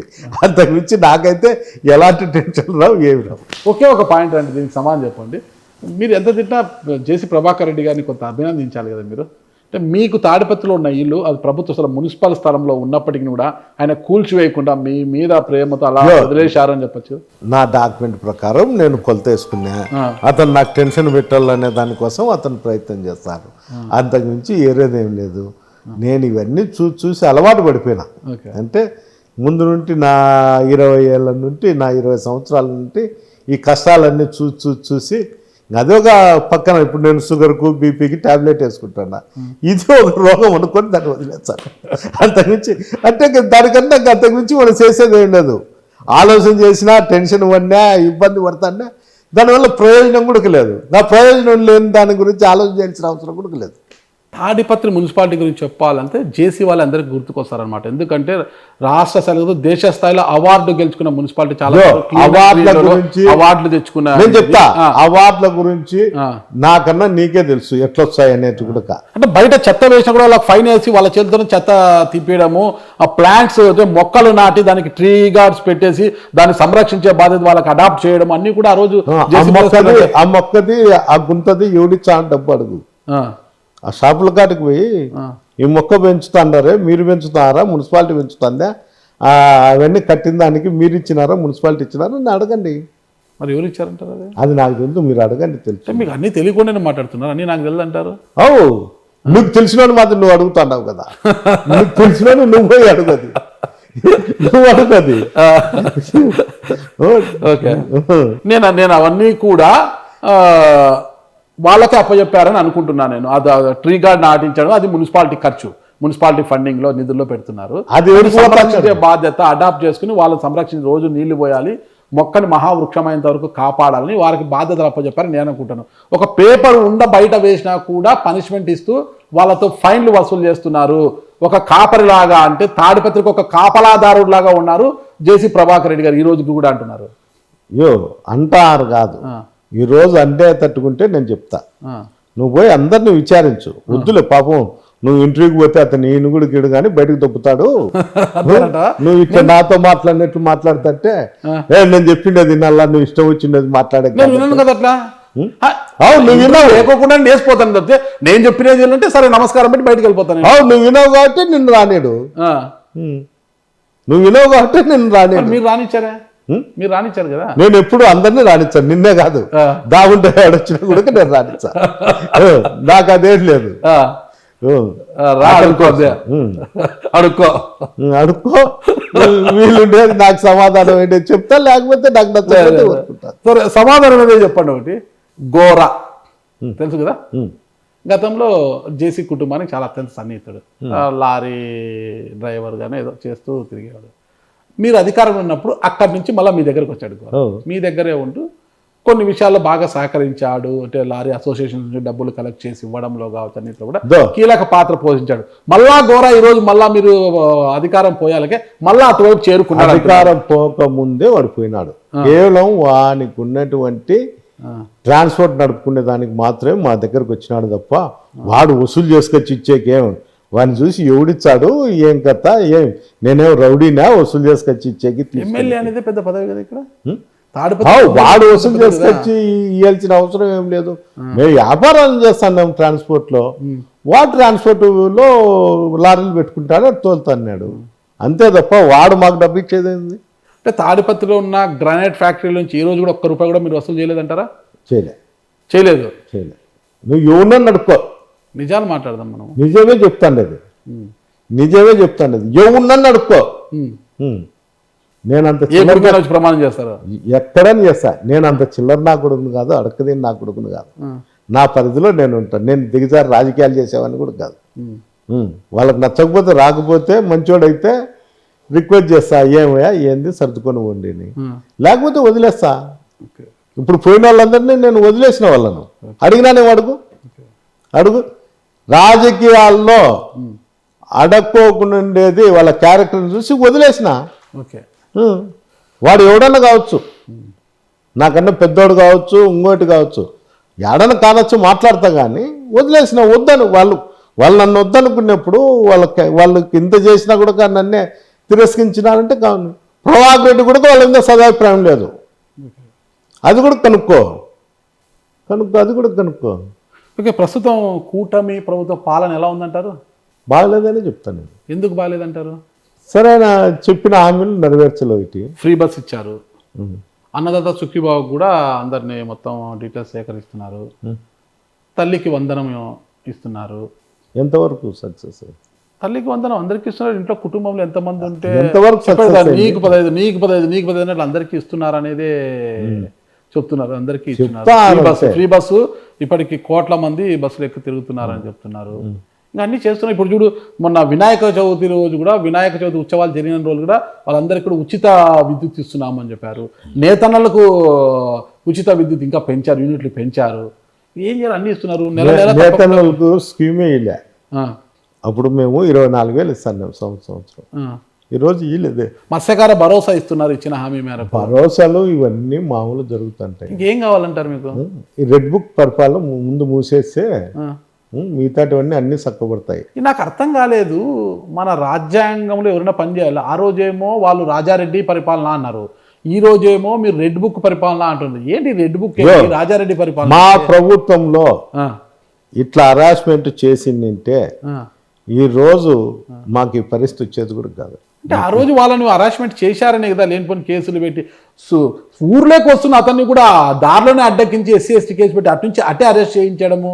అరే వృద్ధుడని కూడా చూడుకోకుండా, వయసు మీద పడిందని చూడుకోకుండా జైలుకి పంపించడం, ఇవన్నీ హరాస్మెంట్ల కిందకి రావంటారా?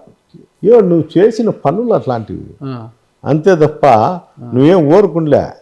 నువ్వు చేసిన దొంగతనాలు, అందరినీ తిట్టడము చేయడం, నువ్వు ఏ రోజు అయితే ఊరుకుంటానో చెప్పు. అదే మీకు వర్తిస్తుంది కూడా. ఆ రోజు నువ్వు చేసిన పని అట్లాంటిది కాబట్టి ఈ రోజు నీకు వర్తిస్తుందని వాళ్ళు అనుకుంటే నేనేం చేసినాను చెప్పమని. అదే ఇళ్ళలోకి వెళ్ళడము, ఇంకా పోలీసుల్ని పురమాయించి దారిలోని అడ్డగించడము. నేనా ఆ, కనుక్కో అంటే నీకు తెలిసింటారు కదా అప్పుడు ఎవడెవడు అడ్డగించారు కదా కనుక్కో. నేను చెప్తానే దిగజారు రాజకీయాలు చేయడం నీచమైన రాజకీయాలని నాకు తెలియదు. ఇప్పుడు జరిగే పరిణామాలకు అన్నిటికీ నేనైతే మనసులో పెట్టుకుంటాను. మనసులో పెట్టుకుంటారు. ఏం చేస్తారేంటి గతం భవిష్యత్తులో? ఏం చేస్తారో ఆ రోజు అందరికి కూడా దానికి సమాధానం ఉంటుంది. అంటే ఇలా భయంకరమైన స్టేట్మెంట్ వల్ల ప్రజలు భయాందోళనకు గురి గారంటారా? ఇప్పుడు ఇవన్నీ మనసులో పెట్టుకుంటాను అంటున్నారు. వస్తే ఏం చేస్తారంటే పాత పెద్దారెడ్డి ఏమైనా లేస్తాడా మళ్ళీ బయటికి? పాత కొత్త ఏం లేదు, ముసలోనైనా 60 ఏళ్ళు ఉన్నాయి కానీ పాత కొత్త అనేది అని మీకు వయసు జుట్టు నెరిసింది కానీ వయసు కనిపించడం లేదు. ఇప్పటికీ లేదు. ఇది బండరాలు తినేసి కరిగించేంత శక్తి ఉన్నట్లు కనిపిస్తుంది. బండలు పిండి కొట్టగల శక్తి కనిపిస్తుంది. ఆ పరిస్థితి ఏం లేదు కానీ ఆ, ఆ రోజు మా కార్యకర్తలు ఇంకోరు ఇబ్బందులు పడిండేటివి వాళ్ళు మనసులో పెట్టుకుంటారు. ఆ. వాళ్ళు మనం ఆపలేం కదా ఏం జరిగినా. Okay okay. అంటే ముందుగానే ఒక ఇండికేషన్ అయితే ఇస్తున్నారు. నేను ఇండికేషన్ ఇస్తాను కాదు, వాళ్ళ మనసులో ఉండేది నేను చెప్తాను అంతే. మీ మనసులో ఏముంది అసలుకి? నా మనసులో ఉండేది ఏముంటుంది, ఆ.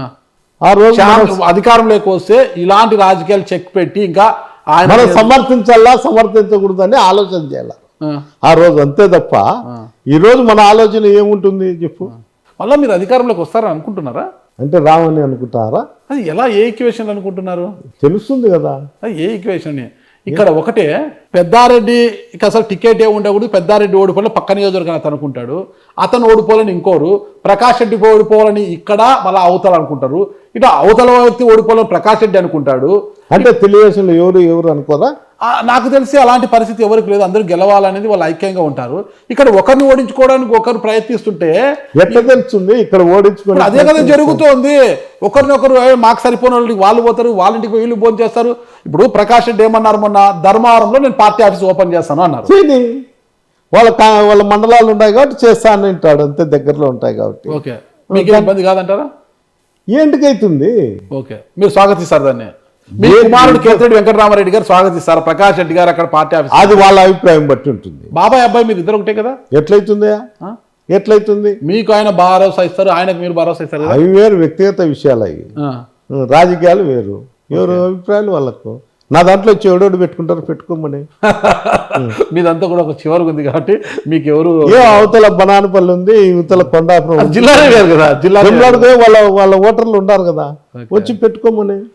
నిజంగా చెప్పండి, ఇక్కడ జేసీ ప్రభాకర్ రెడ్డి గారు మిమ్మల్ని ఇబ్బంది పెడుతున్నారనే ఉద్దేశంతోనేనా ఆదినారాయణ రెడ్డి గారు ఆ రోజు జేసీ ప్రభాకర్ రెడ్డి పైన యుద్ధానికి దిగారు? మాకు బంధుత్వాలు ఉన్నాయి కానీ రాజకీయంగా ఎవరు రాజకీయాలు వాళ్ళే. మీకేం సంబంధం లేదంటారు? ఎట్లా సంబంధం ఉంటుంది? నాకు ఆడ మా వెంకట్రామ్ బామర్దే ఆది మాకు ప్రత్యర్థి సుధీర్ రెడ్డి గారు. ఎట్లా సంబంధాలు ఉంటాయి? అంటే వరుసకు తీసుకుంటే ఆదినారాయణ రెడ్డి గారు మీకన్నా వయసులో పెద్దగా ఉంటారు కాబట్టి వరుసకైతే కొడుకు వరుస అవుతాడు ఆయన మీకు. ఎవరు? మామే. ఎవరు? ఆదినారాయణ రెడ్డి. అంటే మీ వదిన గారి అక్క కుమారుడు ఆదినారాయణ రెడ్డి గారు. మా వదిన అమ్మను ఆదినారాయణ అమ్మ సిస్టర్స్. ఓకే ఓకే, అట్లయితే మామ వరుస అవుతారు. మీరు మామ, అవతల చూస్తే మీ అల్లుడు. అందరూ కూడా ఒకే ఇంట్లోనే కదా రాజకీయం అది. కానీ వాళ్ళ రాజకీయం, వాళ్ళ పోరాటం పక్కన పెడితే ఇక్కడ మిమ్మల్ని ఇబ్బంది పెడుతున్నందుకే ఆదినారాయణ రెడ్డి ఆ స్థాయిలో కూటమిలో ఉంటూనే ఆ స్థాయిలో జేసీ ప్రభాకర్ రెడ్డి గారి మీద యుద్ధానికి వచ్చారు. నువ్వు ఆదినారాయణ ప్రభాకర్ అడగల. ఓకే, ఆదినారాయణ రెడ్డి గారు ఇంటర్వ్యూ ఇస్తే ఖచ్చితంగా అడుగుతాను నేను. అడుగు. ఎవరి కోసం యుద్ధం ప్రకటించారు? అడుగు. కూటమి సభ్యులు కదా. మళ్ళీ జనార్దన్ రెడ్డితో కూడా అదే ప్రాబ్లం ఉంది కదా, బీసీ జనార్దన్ రెడ్డితోనా? మళ్ళీ అది అడగవే. ఓకే, అది చెప్పవేంటి? కానీ ఇక్కడ మాత్రం ఇక్కడ మీ ఇద్దరికి ఉంది కదా వైర్లు, అక్కడ ఎవరికి లేదు కదా. అక్కడ ఎవరికి లేదు కదా. కాటసాని రామరెడ్డి గారికి ఆయనకు అంత లేదు, ఆయన వ్యాపారం ఆయన చేసుకుంటున్నాడు, ఈయన చేసుకుంటున్నాడు. జనార్దన్ రెడ్డికి ప్రభాకర్ రెడ్డికి కూడా ఆడుండే వ్యాపార లాభేదాల్లో వ్యతిరేకతలే ఉన్నాయి కదా. ఓ బీసీ జనార్దన్ రెడ్డి గారు కూడా ఉంది అంటారు.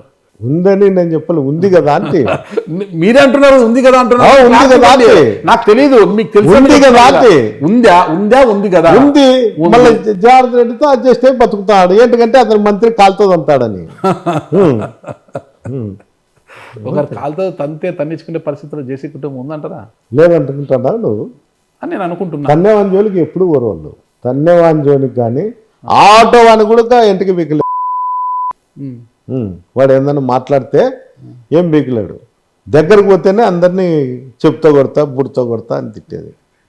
కూటమి ప్రభుత్వం వైఫల్యం అంటున్నారు కదా, వీరు వైఫల్యాలే మిమ్మల్ని గెలిపిస్తాయి అనుకుంటున్నారా, లేదా ఖచ్చితంగా వీళ్ళని గెలిపేయాలని ప్రజలు ఏమైనా మారే పరిస్థితి ఉందా? 4 ఏళ్ళు ఉంది, ఆ రోజు చూస్తాం. ఓకే, 4 సంవత్సరాలు సమయం ఉంది. 4 సంవత్సరాల తర్వాత మాట్లాడదాము. ఎవరు అధికారంలోకి వస్తారు, ఎవరు రాజు అవుతారు, ఎవరు మంత్రి అవుతారు కదా. ఇవన్నీ విషయాలు మనం పక్కన పెడితే కేతిరెడ్డి పెద్దారెడ్డి గారు ఇప్పుడే ఒక ఇండికేషన్ కూడా ఇచ్చేశారు. మళ్ళీ అధికారంలోకి వస్తాం అన్నీ మనసులో పెట్టుకుంటా. నేను ఊరుకున్నా, నా అనుచరులు ఊరుకోరు, వాళ్ళు చేస్తానన్న కార్యక్రమం నేను అడ్డుకోలేను కదా అంటున్నారు. దీన్ని బట్టి చూస్తే భవిష్యత్తులో ఖచ్చితంగా మరోసారి యుద్ధం జరిగే ఆవశ్యకత ఉంది. యుద్ధం జరిగే అవకాశాలు అయితే స్పష్టంగా మనకు కనిపిస్తున్నాయి. అయితే ఈ విషయాలని ఇలా జరుపుకుంటూ పోతే 2 కుటుంబాల మధ్య, ఇటు కేతిరెడ్డి అటు జేసీ కుటుంబాల మధ్య పోతే మరి ఆవులావులు పొడుచుకుంటే మధ్యలో లేగదూడలు నలిగిపోయినట్టుగా మరి ఇక్కడ ప్రజలు కావచ్చు, అధికారులు కావచ్చు ఏమైపోతారనేది కూడా మనం వేచి చూడాల్సిన పరిస్థితి. థ్యాంక్ యూ పెద్దారెడ్డి గారు. నమస్తే.